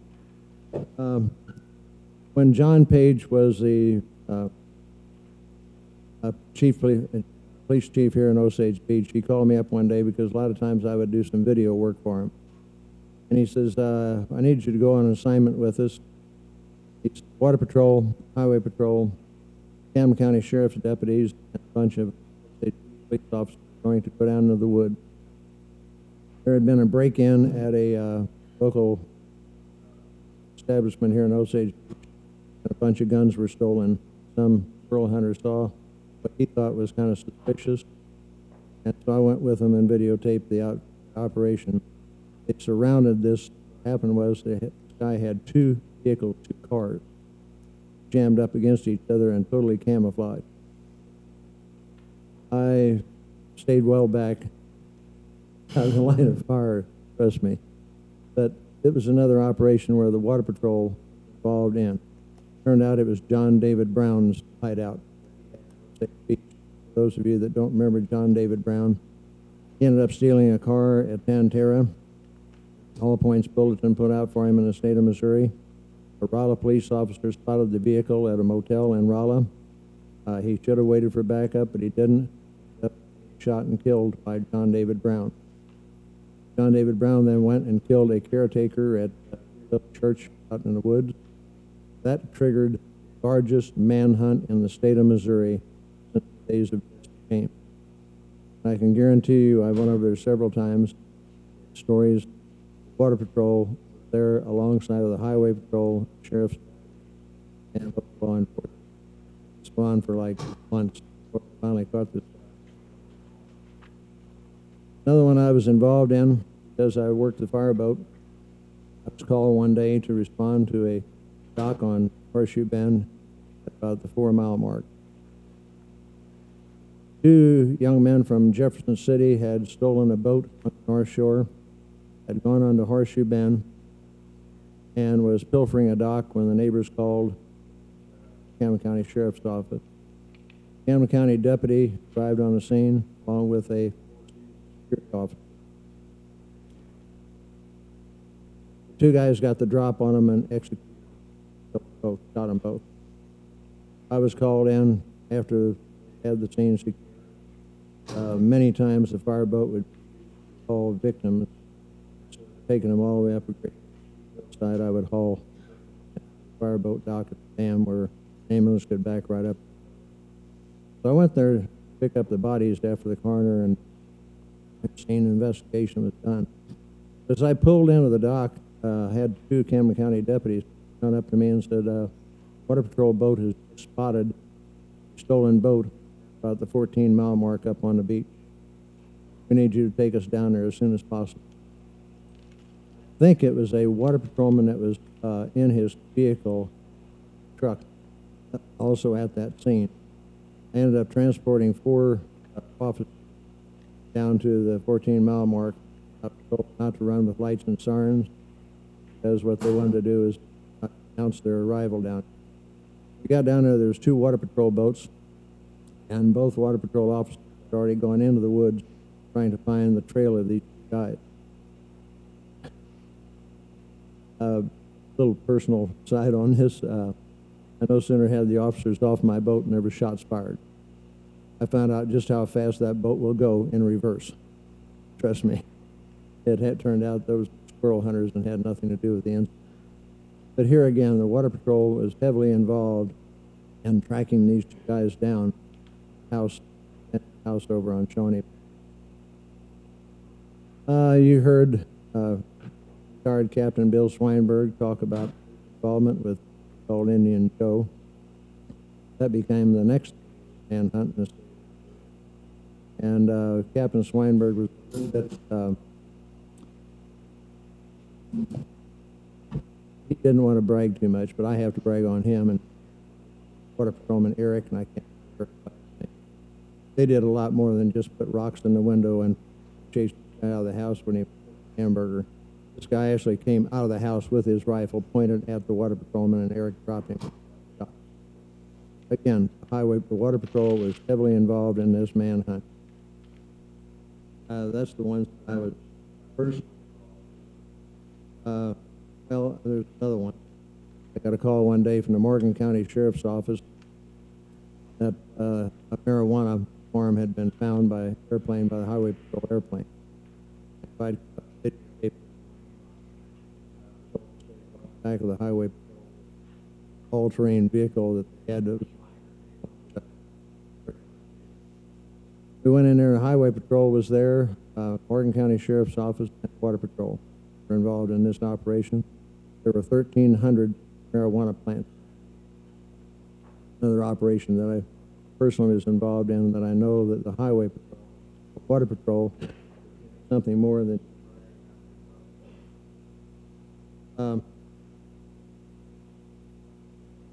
I have one question. I watched the previous hearing. It was on tape, and thank you for putting it on YouTube. I watched it. I watched it twice. A couple of things I got.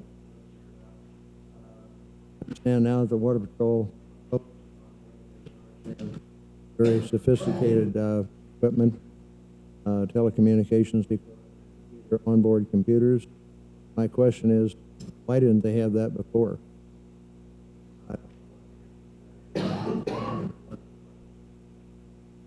I did not hear at hearing. Water Patrol receives a portion of the boat registration. I did not hear where those strictly operations.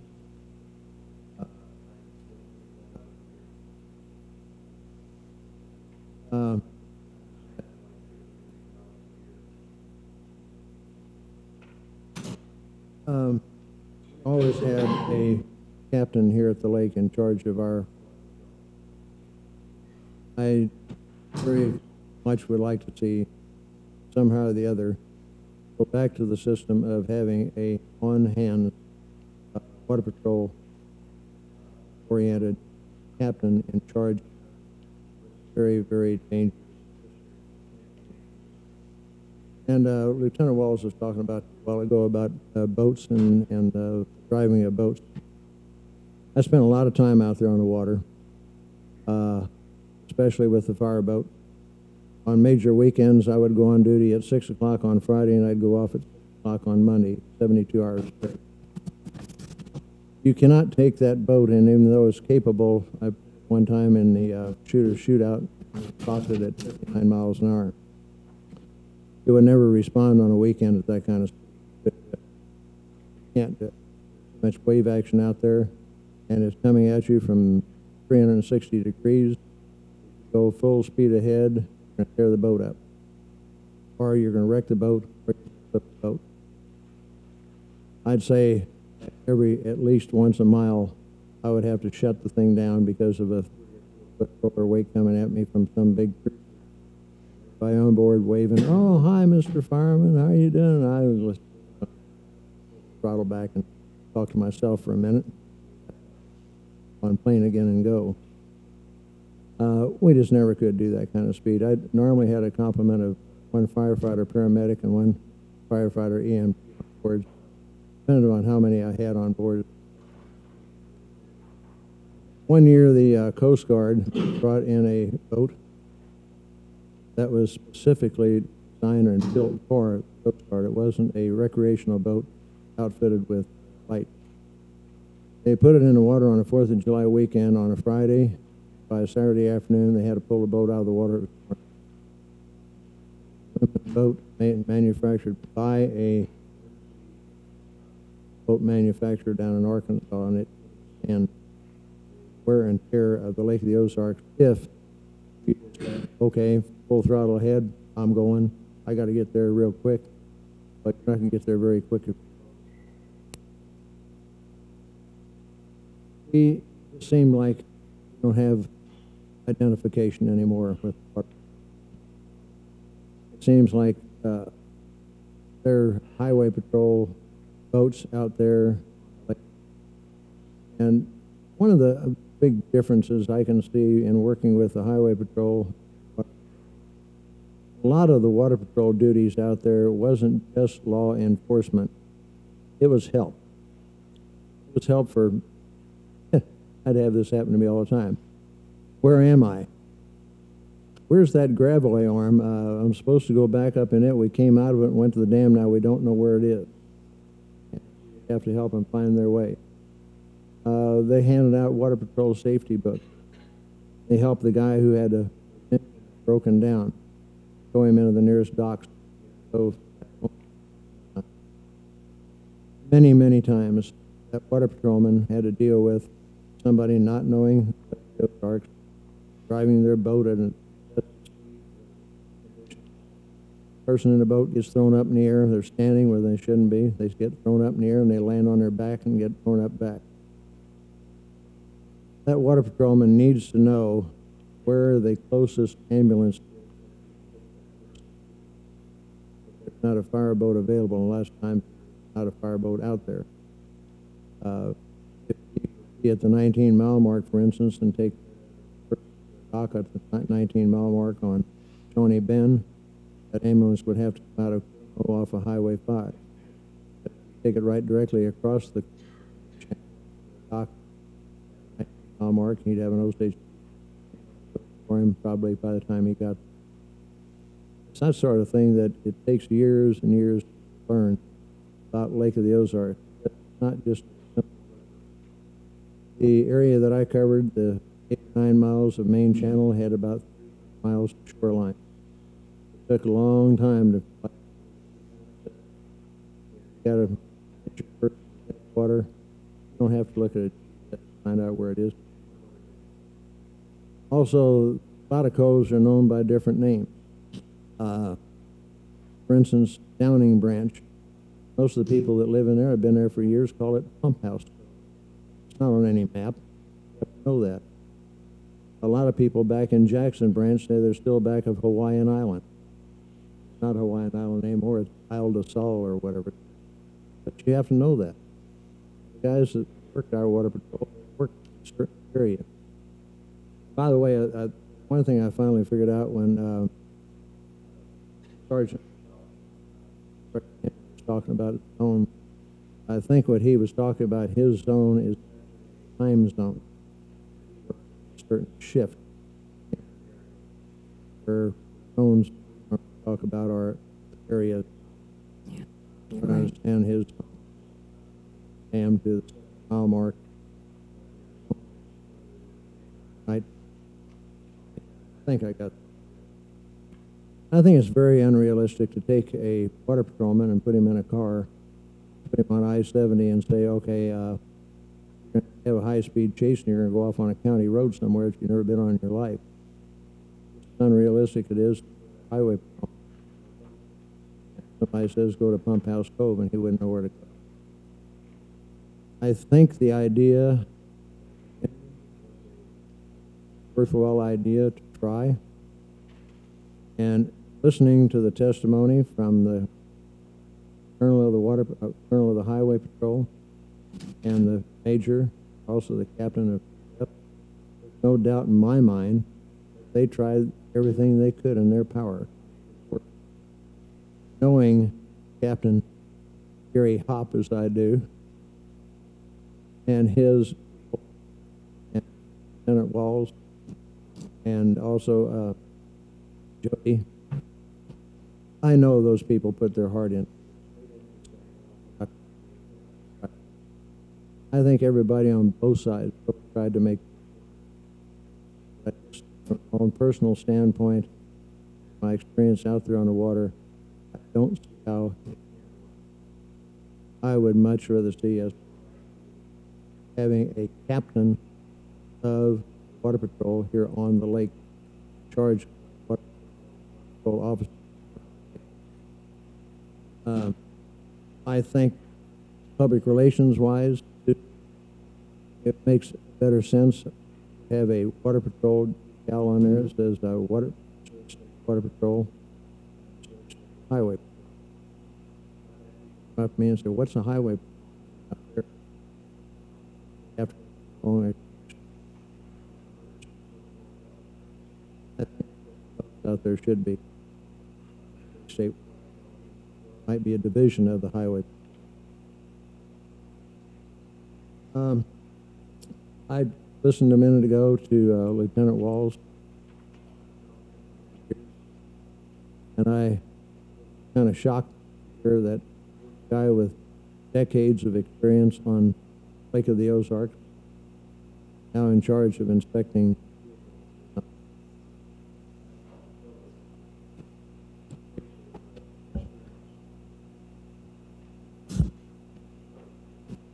I think that we had, at one time, the fine, and no question about it, we had the finest water patrol in the United States of America. I think there's a lot of states that came here to find out just exactly what our guys were and gals and how they operated.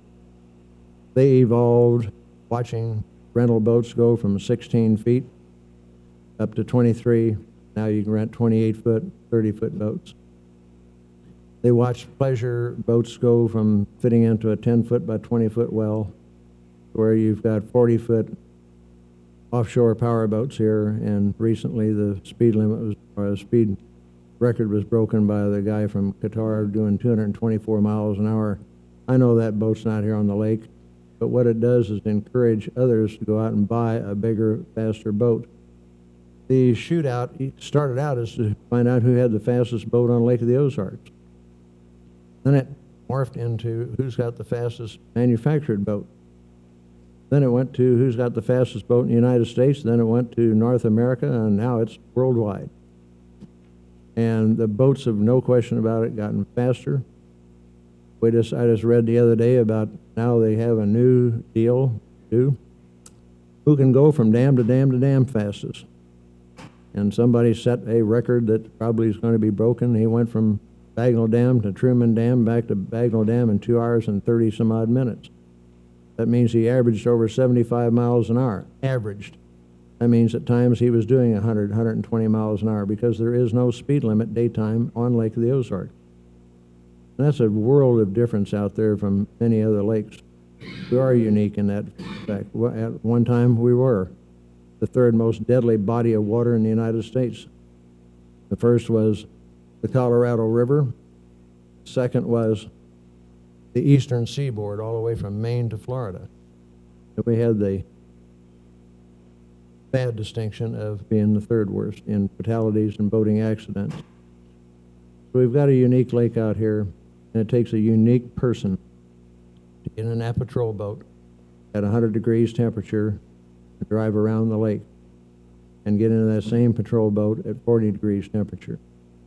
It takes a unique person to be on the dive team, to go down, and I've worked with these guys, I've dove with them, to go down and pick up a body that's been in the lake for a week.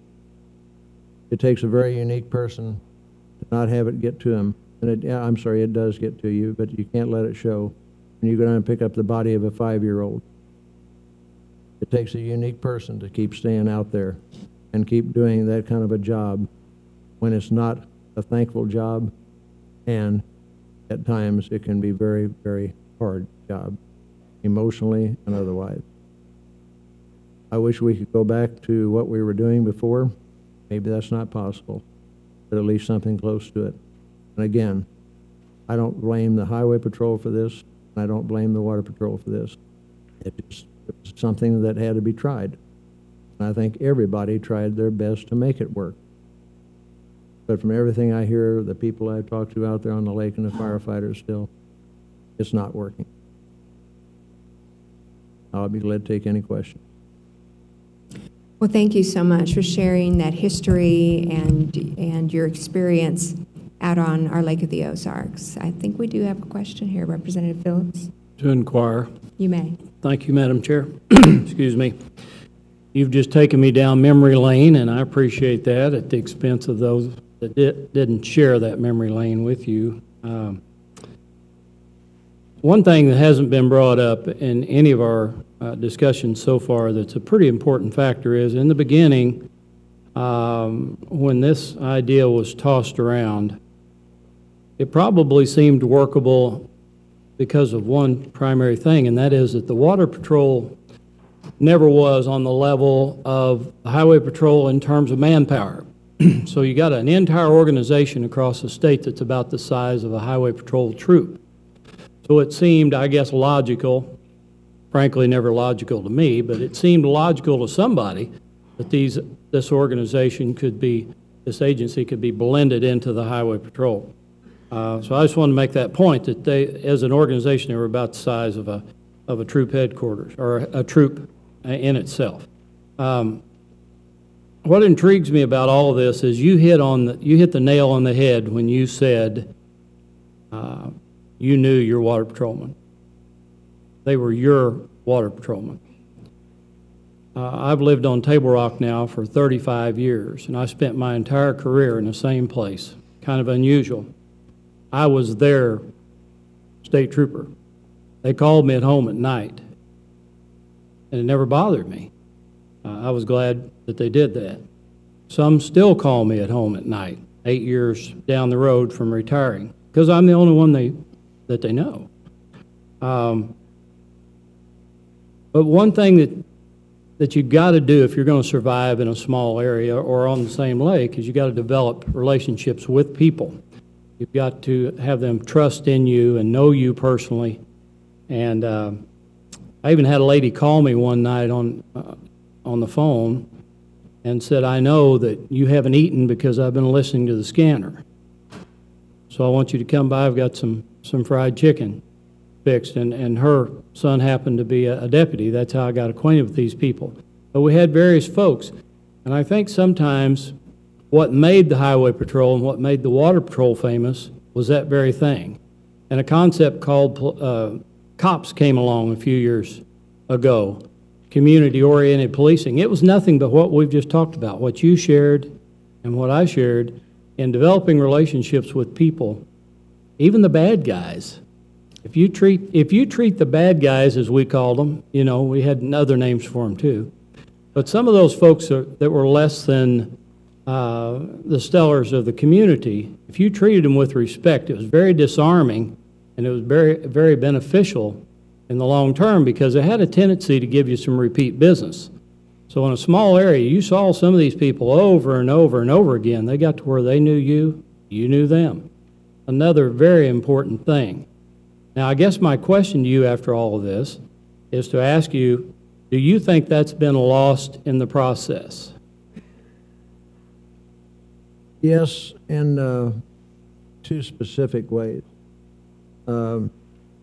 We call her our daughter. She's not practically raised her, but they have a place on the North Shore.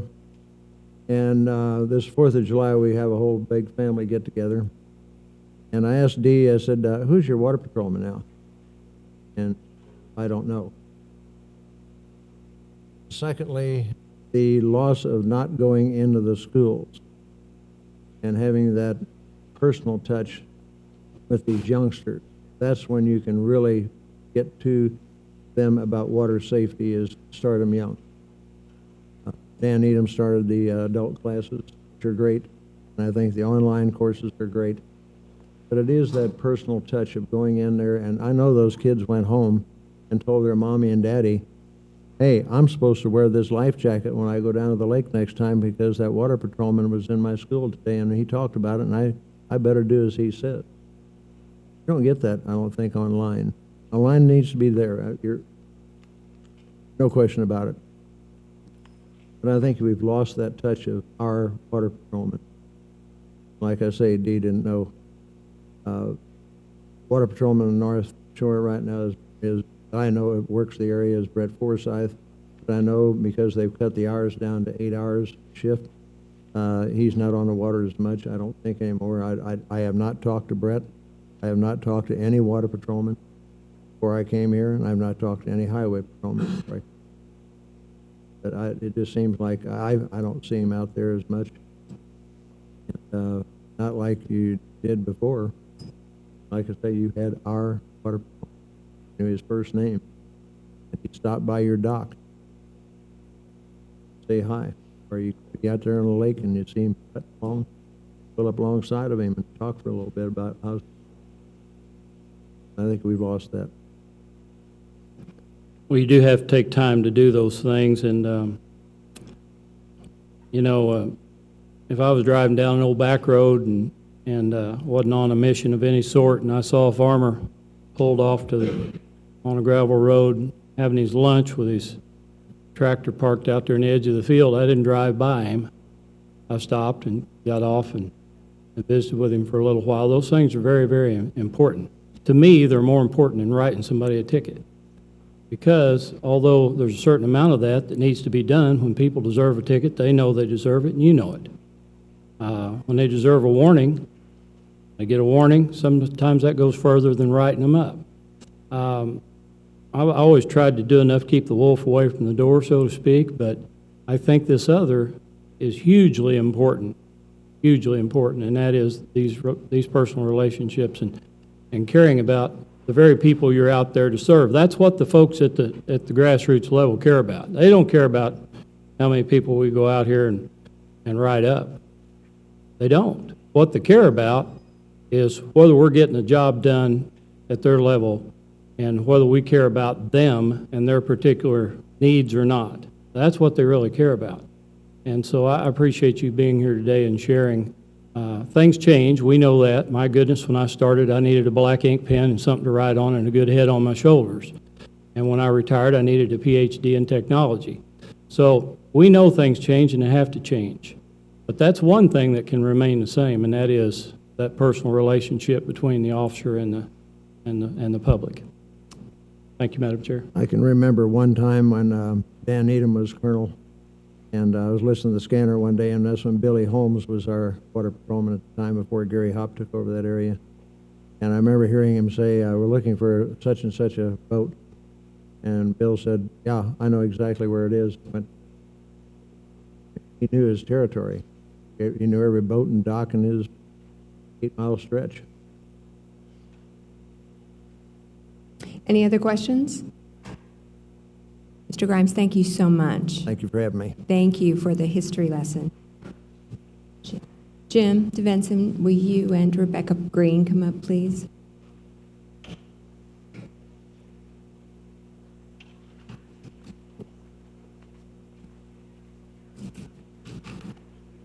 Yes, sir. Yes, thank you.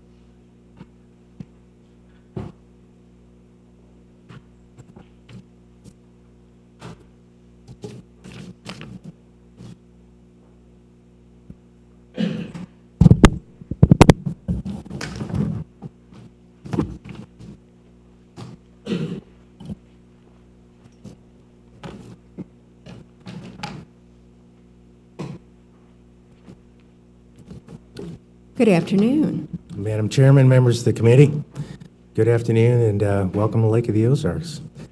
My name is Jim DeVinson. I'm the administrator for Central Missouri's Lake of the Ozarks Tri-County Lodging Association, where I'm representing today 11 advisory board, elected advisory board members, over 6,000 total accommodation units, and more than 250 accommodation facility owners.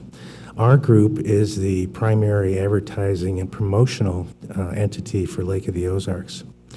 Just to give you an idea of the economic magnitude of this region, our 3 counties, Camden, Miller, and Morgan counties, reported $1.3 billion in sales tax for fiscal year 2013, according to the sales and use tax figures that have been issued by Missouri Department of Revenue. Tourism at Lake of the Ozarks is by far our #1 industry. It's an enormous, vitally economic engine for us, and it's one of the top 3 industries in the entire state of Missouri, as Representative Phillips knows, serving on the Tourism Commission. Part of our organization's mission is to bring more visitors here to Lake of the Ozarks. In our case, the golden goose is by far the Lake of the Ozarks, and we have to do whatever we can to ensure continued water safety to protect both of our residents and our visitors alike. And it's of utmost importance and certainly a top priority for our group. Unfortunately, often perception becomes reality relating to water safety at Lake of the Ozarks. We would highly encourage and recommend this committee to consider all possible options to provide the safest on-water conditions for our guests and for our residents, not only here of the Lake of the Ozarks, but for all navigable waterways in the state of Missouri. Thank you again for being here today, and we'll be a little more brief than the others before us. Brief but vital. Yes. Thank you so much. Mrs. Green? Good afternoon. Can you hear me okay? No. Can't? Is that better? Is that better? No. I don't want the media to get mad at me. You're very good there. Goodness, they're the last people you want mad at you. I am Rebecca Green. I also work for Tri-County Lodging Association, but today I have a different hat on. I am co-chair of the Lake of the Ozarks Water Safety Council. I want to thank you for allowing me a few moments to speak today to you about that council. The Lake of the Ozarks Water Safety Council was formed in 2007 with the mission of promoting water safety here at the Lake of the Ozarks. Specifically, we promote wearing life jackets and designating captains while recreating on the Lake of the Ozarks. We are so fortunate to have representation on our council from the local area chambers of commerce, the Missouri Highway Patrol Marine Division, Camden County Health Department, the U.S. Coast Guard Auxiliary, Ameren, Missouri, and oftentimes we're joined by members of our local media, local businesses, and various interested citizens. Our mission of promoting water safety has truly benefited from the relationships we've formed on this council. Our mission is simple. We want to keep our lake safe. We want everyone to wear life jackets, to designate a captain, and to come and enjoy the lake and all that it has to offer in the safest manner possible. The safety on our lake is imperative to our residents and to our visitors. We want our visitors to be able to share their happy, positive experiences here at the Lake of the Ozarks when they go back home and encourage others to do the same. In turn, this benefits our residents and our businesses through the vital economic impact that is generated through tourism. The Lake of the Ozarks Water Safety Council thanks you for your time and attention to the issue of water safety, for not only the Lake of the Ozarks, but for all of Missouri's waterways. And I would also like to say that there are members of this council in this room today with me, and I wanted to thank them as well for their time and their dedication to this cause. Well, thank all. both of you. Thank you. Are there any questions for these witnesses? Yes, Representative Miller. He's not going to let you get by. To inquire. You may. Thank you. Just a real quick question, and I'm pretty sure you said it, but I want to verify this. Would you say that it's paramount that not only perception, but in reality, that we have a very safe waterway here at Lake of the Ozarks? Unquestionably. That's all I wanted to make sure of. Thank you. All right. Thank you all very much. I appreciate you coming. Thank you. Now, John Page, would you come?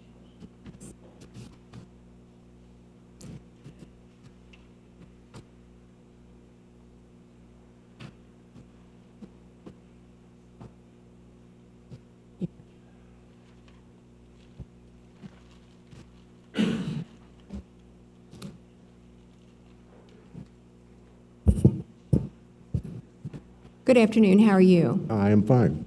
Well, would you introduce yourself to us? I am John Page. I am a resident of Camden County, live here at the Lake of the Ozarks since 1981. I would like to thank the committee for having this hearing and the hearings on this issue and allowing me to speak a little bit about me. I came here in 1981 after vacationing for 5 years at the Lake of the Ozarks and deciding to move to the lake. I became a police officer at Osage Beach in 1981. I climbed to the rank of lieutenant in about 3 months, being the assistant chief, and then I became the chief at 3 years. I spent 7 years at that, and then I became sheriff of Camden County for 16 years. I've been able to interact and act with Missouri State Highway Patrol and the Missouri State Water Patrol during that whole career at the Lake of the Ozarks. And can't say that I have any complaints about either one of them. But I see totally two different traditions that we're trying to combine.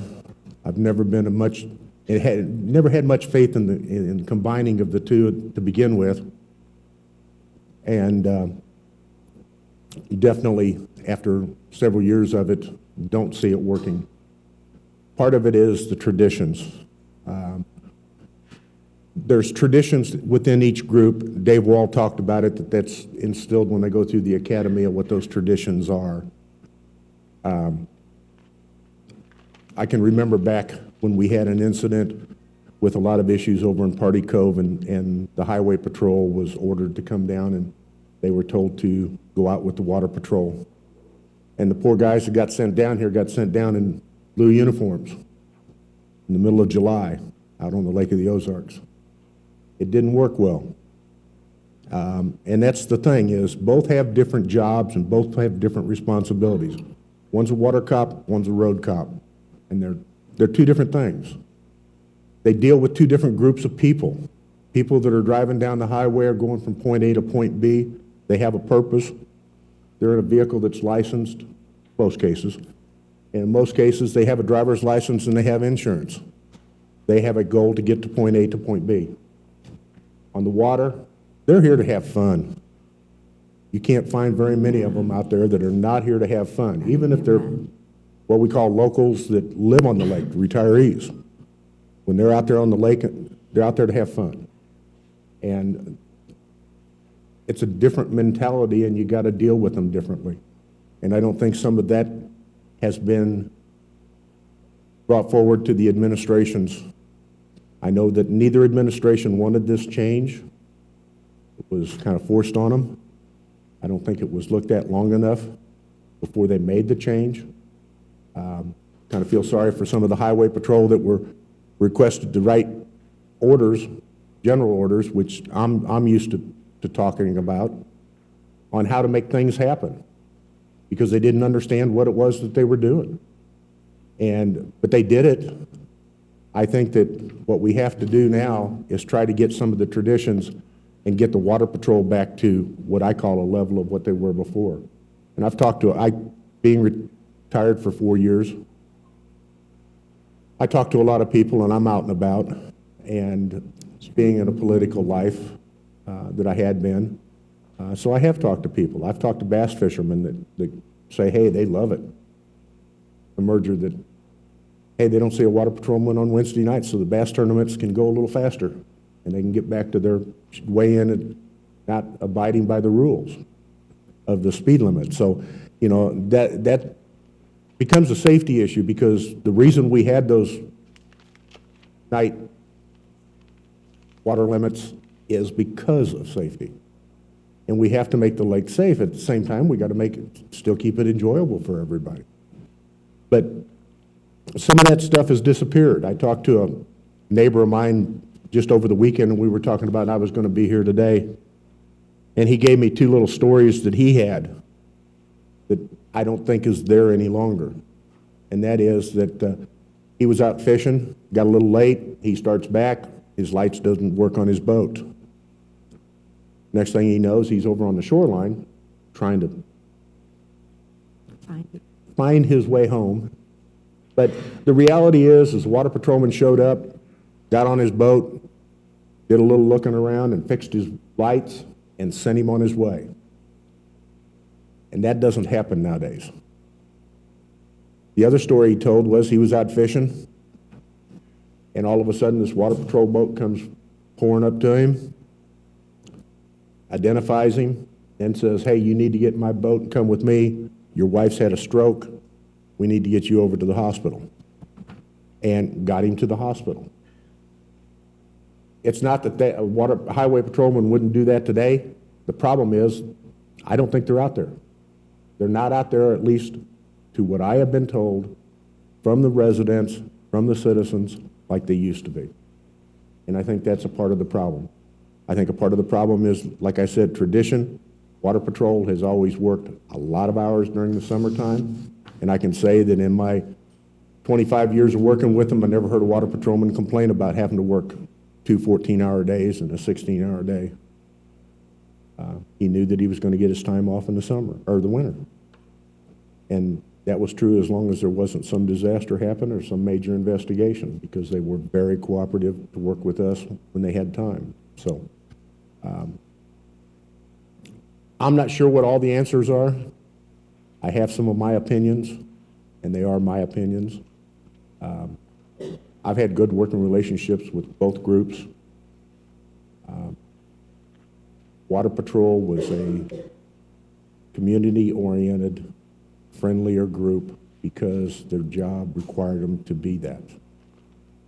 The boat safety things, the boat safety classes, when we did a Osage Beach Fair here or did anything countywide dealing with that, the Water Patrol sent a boat, sent a water patrolman, and passed out information. The Highway Patrol doesn't have the people, so I mean, they didn't send them. And I don't know that that's a part of their regiment or not, but I know that it was to the Water Patrol. That was one of their jobs that they felt was a part of their tradition, was being a friendly group of individuals that tried to help to make it a good place. I've been involved with virtually all the boat races that have been at the Lake of the Ozarks as one of the safety officers. Water Patrol's always been there. They didn't like it sometimes, didn't agree with us bringing the unlimiteds to the lake or the shootout to the lake. The shootout's grown to 25 or 26 years and is a worldwide attended event. And that started with everybody trying to keep the locals and some of the regular tourists from trying to see how fast their boat was during the season. And that's what it was. It was to give them bragging rights as to who had the fastest boat and do it under a safe circumstances. And over the years, we've done that. They can get their pontoons out there and now say that they go 65 miles an hour, you know? And I guess if you bought it for that purpose, that's one of the things. So with that, I'll end it because I could ramble on for days, and you guys have got a lot to go through, so. Well, now you were sheriff for 16 years. Correct. Here in the county, and thank you for your service. Thank you. And you have a position now with the county, is that correct? Yes, I'm the Emergency Management Director for Camden County. Okay, all right. Well, you continue to serve us here in Camden County. You know, and I think it has been a question for folks over the years of they knew that the Water Patrol was very effective and very busy during the season.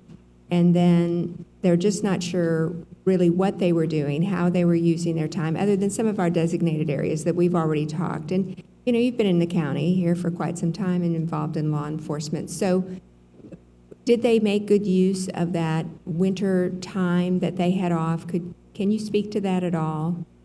I think I can. Several things happened. Lieutenant Wall spoke of the fact that, you know, he and several others were a part of our SWAT team. We created a SWAT team together, Camden County and the Water Patrol. We did some of the first training on water because of his expertise in that. So we did a lot of that in the winter months. They do a lot of training in the winter months. They did a lot of investigations that both of us were tied to because it was a lake home, and they would assist us on investigations all winter long. I can tell you that if I had a snowstorm and I needed extra people, the first people I called was the Water Patrol, because they'd call them off of their time off and they'd come help us. They always had four-wheel drive vehicles, which made it nice. To me, always ridiculous that I'd have a highway patrolman. They'd come ride with my guys in my four-wheel drives, but they didn't have four-wheel drives, something that they normally didn't need, but when you needed them, you needed them. But I think they did use their time effectively. They did the school programs. They helped us with crime prevention programs. They helped us with investigations. I think Representative Miller spoke of Bill Swinburne and the manhunt. I can tell you that they were very instrumental in that all the way around. In just the mere fact of supplementing my personnel. Had a tornado come through Camden County. Was on the ground for right at 19 miles. 3 people died. Some of the first people that showed up on scene to help me block off the very large area was water patrolmen that were at home. It was at nighttime. They were some of the first ones there. Now I can say that right behind them was the highway patrol. But again, speaking of tradition, me and a sergeant had to make phone calls to Jeff City to make them to Troop I to be able to get the trooper sitting at the Laclede County line to be able to come up another 2 miles to block off Old South 5. And it was things like that I think that the traditions of establishing the troops that creates one of our issues that we have with all of this. Not using expertise is another subject too. So. Okay. Representative Miller. To inquire. You may. Thank you. Okay. I've had this thought rolling around my head. Probably should have mentioned it to you before, but I may end up giving you homework because you may have to think about this a little bit. You're in a unique situation to answer this question. Why can't the counties do this? I know one big reason they can't, but what are some of the difficulties? How come the counties can't be our water patrol?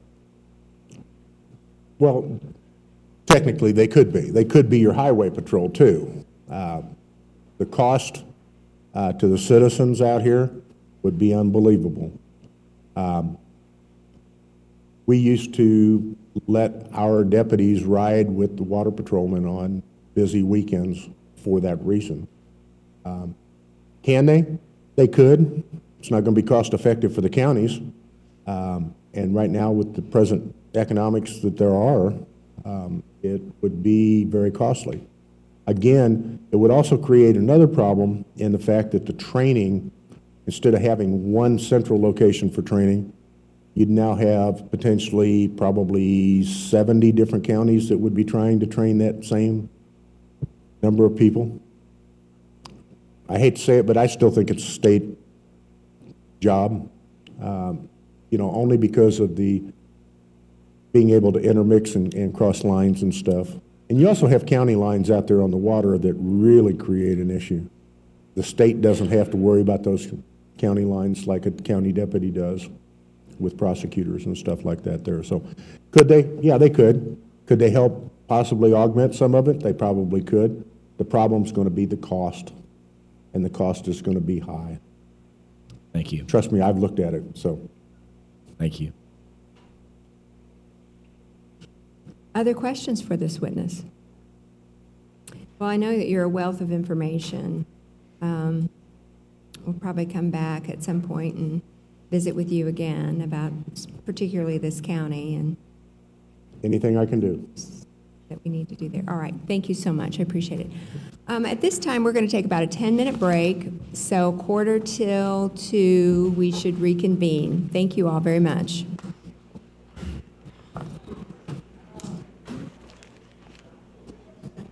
Yes. We're going to go ahead and get started with the public part of this meeting. The chair, Representative Franklin, had to another commitment she had to leave for. If you have not and you wish to speak publicly to us, you're welcome to do that.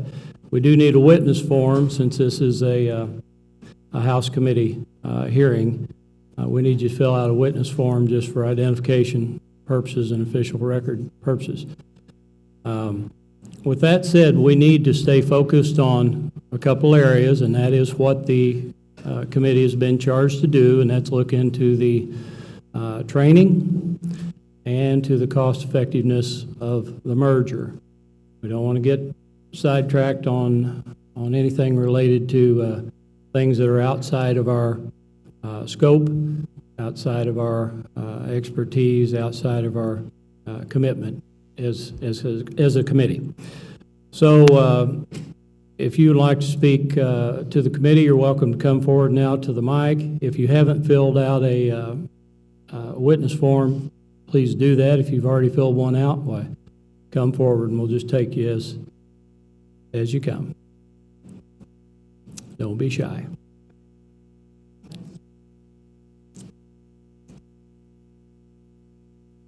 Hello, my name is Leslie Chamberlain. I'm a citizen of Camden County. I do have a waterfront home and see water patrol boats and people enjoying our area all the time. I watch the hours that you all listen to in Jeff City. I've done my own research. It is my opinion as a citizen here that these two agencies need to go back to what they were before and let people do the job that they are good at doing. Experts are good at what they're doing. So that's my simple testimony. I would just like to implore all of you to consider that. Thank you. Thank you.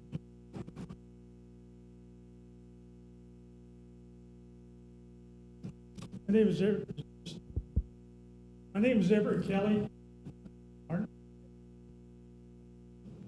My name is Everett Kelly. I'm here as a private citizen. I'm a deputy sheriff sergeant down at Dallas County. But I came up again on my own time. And to me, this merger we've lost the water patrol, is the way I feel at it. I can't speak for the sheriff or the people down there, but to be honest with you, I think they'll echo what I'm saying. We used to have where I could count on, we're such a small county, we have one deputy on. That's it, to cover the whole county.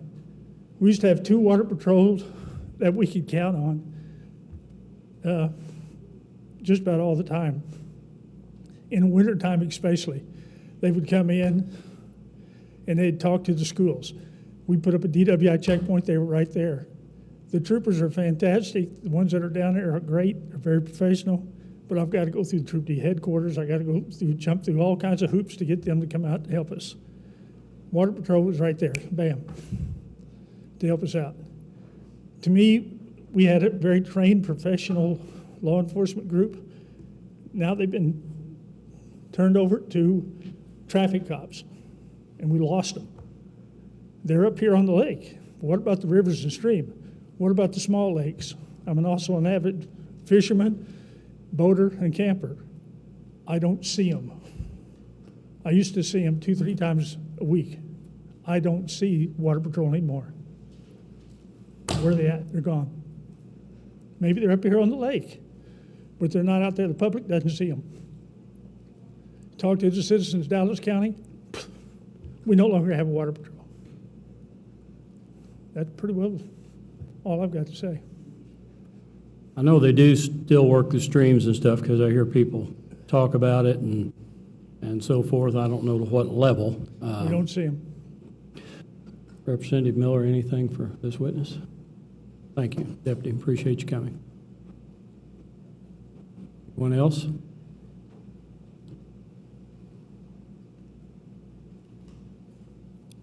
My name is Jody Gracious. I myself am an avid boater. This has affected an entire community, and it's affected neighboring states just as boaters. The structure of putting these two groups together has failed miserably, just in the sense that the highway patrol that have come on, it almost seems as if they have not had to go through the same strict trainings of the original Water Patrol personnel.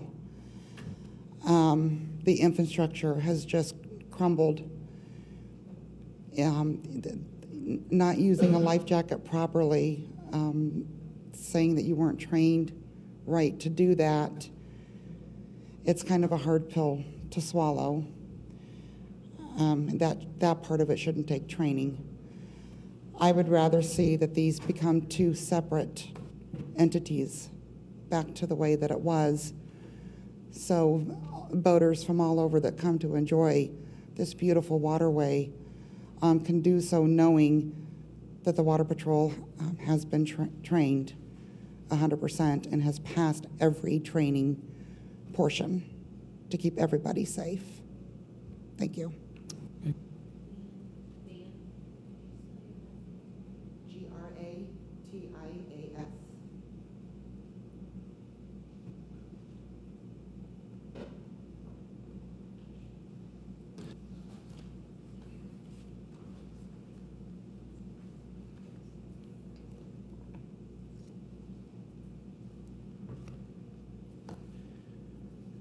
My name is Max Fisher, and I'd like to start off with thanking the Highway Patrol and Water Patrol for doing their job. I know it's really tough, and I appreciate it. And also, I'm ticket-free for about 21 years. Anyway, who am I? I'm a concerned citizen, a resident of the Lake of the Ozarks. I have a waterfront home, and I have a beautiful view of Lynn Creek Cove. And I get to watch the activities of the Cove on a daily basis. And I'm also a consumer for what the Water Patrol provides. I'm here today to give you some insight of what it's like living on the lake, seeing this activity go on day and day. A little bit of my background. I have a Bachelor of Science degree in Administration of Justice. I was an Air Force pilot. I flew jet airplanes, single seat, single engine, twice the speed of sound. I was a squadron safety officer. I'm a graduate of the Aircraft Accident Investigation School that the Air Force puts on. I was also a pilot with United Airlines, flying people across the country. I've flown over 500,000 people to their destinations, all safely. And why did I say that? You can't have that kind of career without knowing safety. And what I'm seeing on the lake today, and I've seen it for quite some time, is the lake is out of control. I have tried, I want you to picture this in your mind. The Keystone Cops in boats. That's what it looks like on a Saturday afternoon, Lake of the Ozarks. It's amazing to me that more people aren't injured or killed. I have lived here for 15 years and watched this go on and have made many attempts to influence what I could with safety. I tried getting no-wake coves in. I was turned down because it was 6 foot too wide beyond the guidelines. And 6 foot for safety, it just didn't comprehend. I tried to get the Water Patrol to enforce the law on what a buoy meant. And what a buoy means, a no-wake buoy, is you have to be at idle power 100 foot from that, whether it's dockside or lakeside. It's 100 foot. They only enforce buoy to dock, which I think is wrong. I make calls to the Water Patrol. I used to have them on my speed dial when I'd see something going on the lake. And they probably knew me by first name. When the Highway Patrol took over, I could not use my speed dial anymore because that number didn't work. I went online to find out what number I call, and there's no number other than the administrative number, which you can only reach them Monday through Fridays, 8 to 5 or whatever their hours are, or an emergency number, the 511 or whatever it is. Well, the stuff I'm reporting really isn't an emergency, it's just stuff they need to know, and there's no way to do that without dialing the emergency number.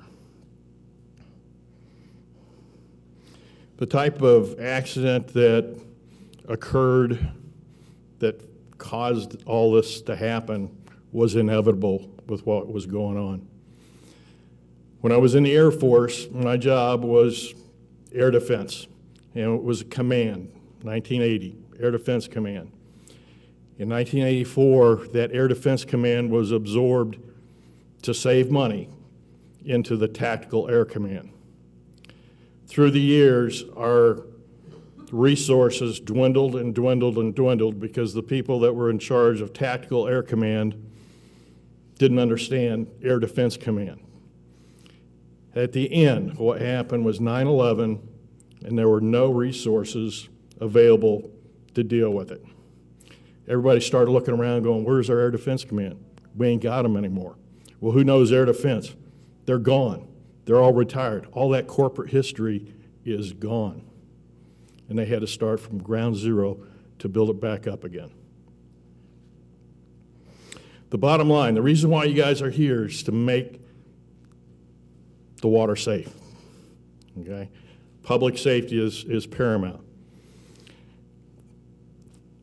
As far as I'm concerned, and I don't know, I've attended all these hearings, what I'm hearing, I don't think it's going to work if they stick together with the Highway Patrol.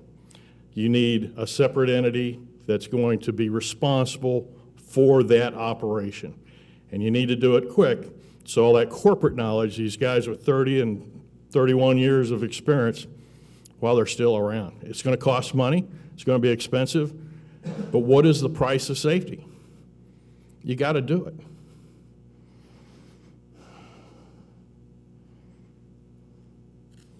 That's all I got. When you mentioned the, when you try to contact the patrol, you end up having to go through 911. Is that due to a county issue or a state issue? In other words, down in Stone County, we have a central dispatch. So that's how it's done there.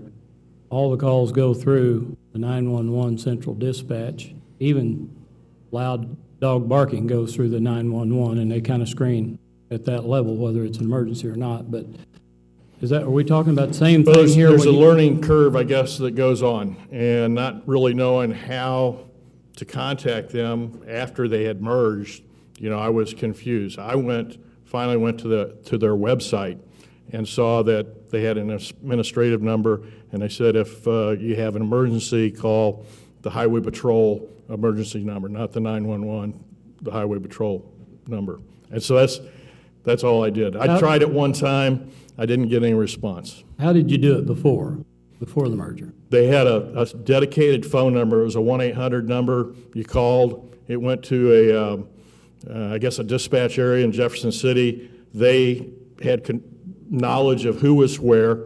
I told them I was at the Lake of the Ozarks, 31-mile marker, and they would have the closest Water Patrol officer give me a call. And within 5 minutes, I'd be talking to them. Okay.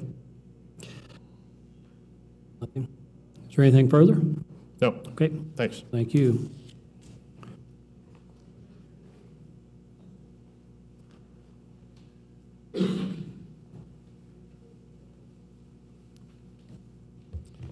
My name is Bob Dye. I live at Sunrise Beach on the lake, on lakefront. Back in 1962, my parents bought the piece of property that me and my wife now live on. So needless to say, over the years, we've seen this lake change tremendously. Some say for the good, some say not necessarily as much. And I don't think back in '62 there was such a thing as a water patrol. You're on the lake, and if you're out there at midnight coming back from a ski show or whatever, you're pretty much on your own. After U.S. government decided they were finished with me, they came, me and my family started coming to the old lake house, and we saw the water patrol. I've talked to them at the boat shows, very knowledgeable, very friendly people. They answered a lot of questions that I had dealing with navigational lights. And every time you go down the lake, like with a lot of boaters, you kind of wave at them. Any boater that goes by, wave at those guys, they'd always wave back. Ever since this merger, that's all changed. The last couple of times, right after the merger, well, not right after the merger, but several years ago, my son and I were out in the lake. We waved at a water patrol officer. The next thing I know, he's behind me with red lights. to supposedly do a courtesy check. He drove up alongside, kind of saw, yep, you got life jackets out, see you later, have a good day. But my particular point for being here today is I live right across from the Sunrise Beach, not Sunrise Beach, the Shawnee Bend boat ramp. So I see a lot of interesting stuff going on. 2 years ago, there was a boat that broke down. It was at the day dock. The people had to go get their trailer, and they were gone for 3 or 4 hours. In the meantime, here comes another boat. They want to retrieve theirs from the boat ramp, and they were a little miffed that there's this boat sitting on the lee side of the day dock. They managed to get their boat up on the trailer. A guy comes down. He unties the boat and sets it free.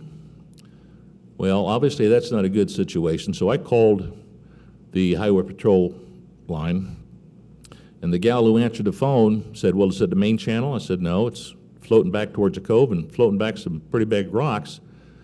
Well, we'll see about getting someone. So I get my car, go over the boat ramp, see if I can snag it. I couldn't. And a half an hour later, the Water Patrol officer calls my wife and asks what's going on. And of course, he's eating lunch because you can hear him chomping at the same time. They don't care. He didn't care if the boat was broke. Well, it's the main channel? No, well, never mind, not a big deal. And before, if you ever wanted to get a hold of Water Patrol, they would respond back to you rather quickly with something better than, we don't care. The same thing has to do with, on a more personal note, has to do with the, I guess, the life jacket enforcement, if you will. State regulations require to be readily accessible. I get stopped a couple of times a season. I have a pontoon boat, so all they have to do is they turn on the lights, they can come over, you got the life jackets out? Yep, they're right here. Whether I got 6 people or 8 people on board, they all have to be out and available. Unfortunately, for the big cruisers, of course, those people have got the money, they don't have to have theirs out. And it seems to me if they're going to enforce boating laws on this lake, it ought to apply to everybody the same, whether you got money or you don't. But in any case, like I said, I don't even wave at Water Patrol anymore. They're not as friendly as they used to be, and which to me is just a real sad situation. They really need to be strictly Water Patrol and not kind of part-timers. That's all I have to say. Okay, thank you, sir. Is there others here that would like to testify?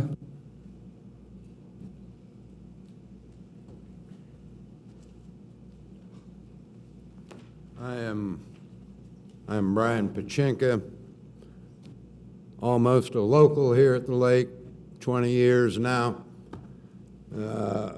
I've managed marinas for that 20 years,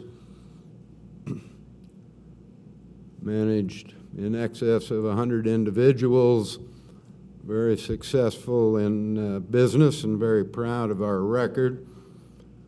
I've seen the changes at the lake.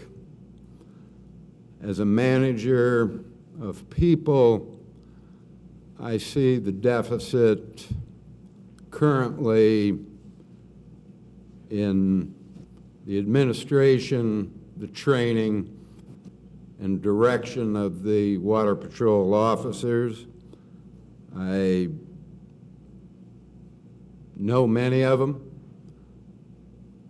The Water Patrol, the Highway Patrol, respect them all.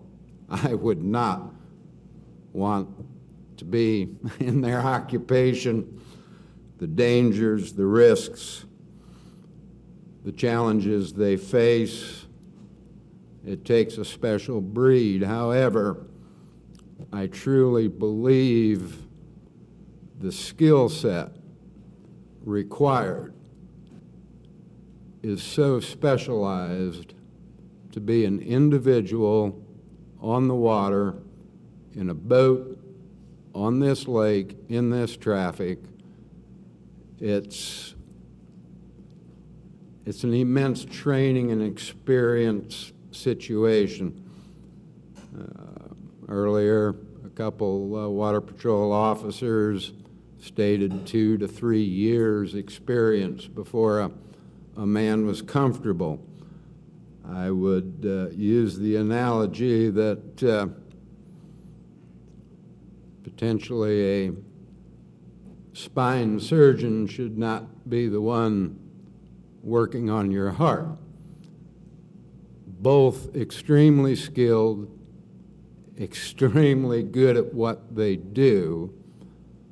However, the skill set is entirely different on the land and on the water. And what I have seen transpiring over the past 4 years is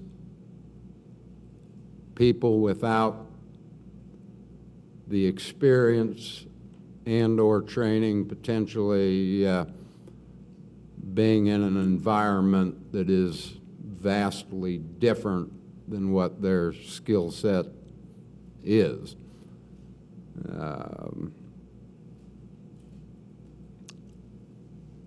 I don't know that the merger is not a good thing. I know little of politics. Money, finances, I'm sure all comes to play. A vast organization should have the resources, but it has to have experienced, dedicated water patrol officers teaching, training, riding with, working with officers that are just as good at what they do in their environment, but now into a different environment. The local acceptance has diminished. On the board of directors for our Marine Dealers Association for the past long time. Rocky Miller has come talk to us more than the Water Patrol has since the merger. I have not seen any participation, which used to be at least annually. They would come, they would sit down with the Marine Dealers organization here at Lake of the Ozarks, and those are the types of things that I think communities, I think there's a vast experience channel with an association like ours at the Marine Dealers Association to help, recommend, suggest, and I myself, I cannot speak for the entire Marine Dealers Association today, but I will assure you I have an open opinion to do what I can in that regard. Those are my comments. Representative Miller, To inquire? go ahead. Thank you. I just, you went, how many years have you been on the lake or in the I lake? moved here on the 4th of July in 1994. Okay, all right. And your background is marine dealerships or marine operations? Actually, I was a construction contractor. I built steel-framed high-rise buildings, ironwork. Okay, and now the 20 years you've been here, you're in the Marine industry, correct. Okay, all right. Mm-hmm. Great, appreciate it, thank you. Okay, thank you. Thank you. Anyone else here that would like to testify? Can I add one more thought to what I was saying before? Sure can. You had some folks here from the Tourist Bureau talking about how important tourism is at the lake, the money that it brings in. Again, watching out my window, I have noticed a reduction in boats during the week. You know, the Fridays and Saturday nights are always busy. So I get the sense that the traffic is down. Now, maybe that's because of economy. I don't know. But it's possible that when people come to the lake and they see the goings-on because there's no law enforcement out to enforce rules or whatever, maybe they don't like that unsafe feeling and keep their families going to Disneyland or whatever. So it's an economic reason to make sure the lake is as safe as possible. Okay, thank you. Anyone else?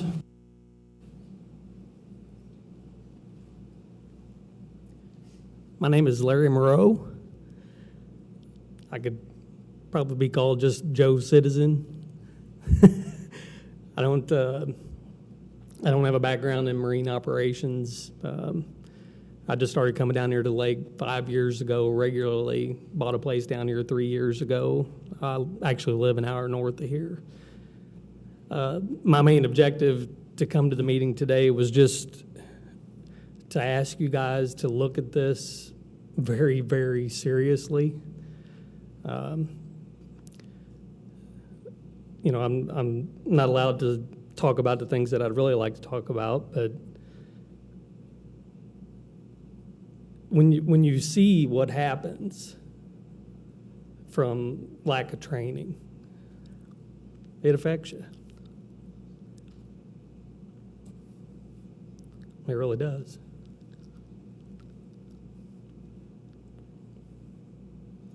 And when your 14-year-old son sees it, it's scary. Because he's going to turn 16, and he might get pulled over, and he's going to question what they tell him to do. It's serious. That's really all I have to say. Thank you. Appreciate it. Anyone else? Seeing none, I'll make a couple announcements here before we close. Our next meeting is November the 5th at 10 a.m. at the Capitol. That being hearing room 3 again, Kelly, or do we know? Hearing room 3. We're also then going to branch out on tentatively November the 19th, and that will be down in the Tri-Lakes area, down around Table Rock, Bull Shoals, and Taneycomo. Most likely we'll try to hold it there at Hollister.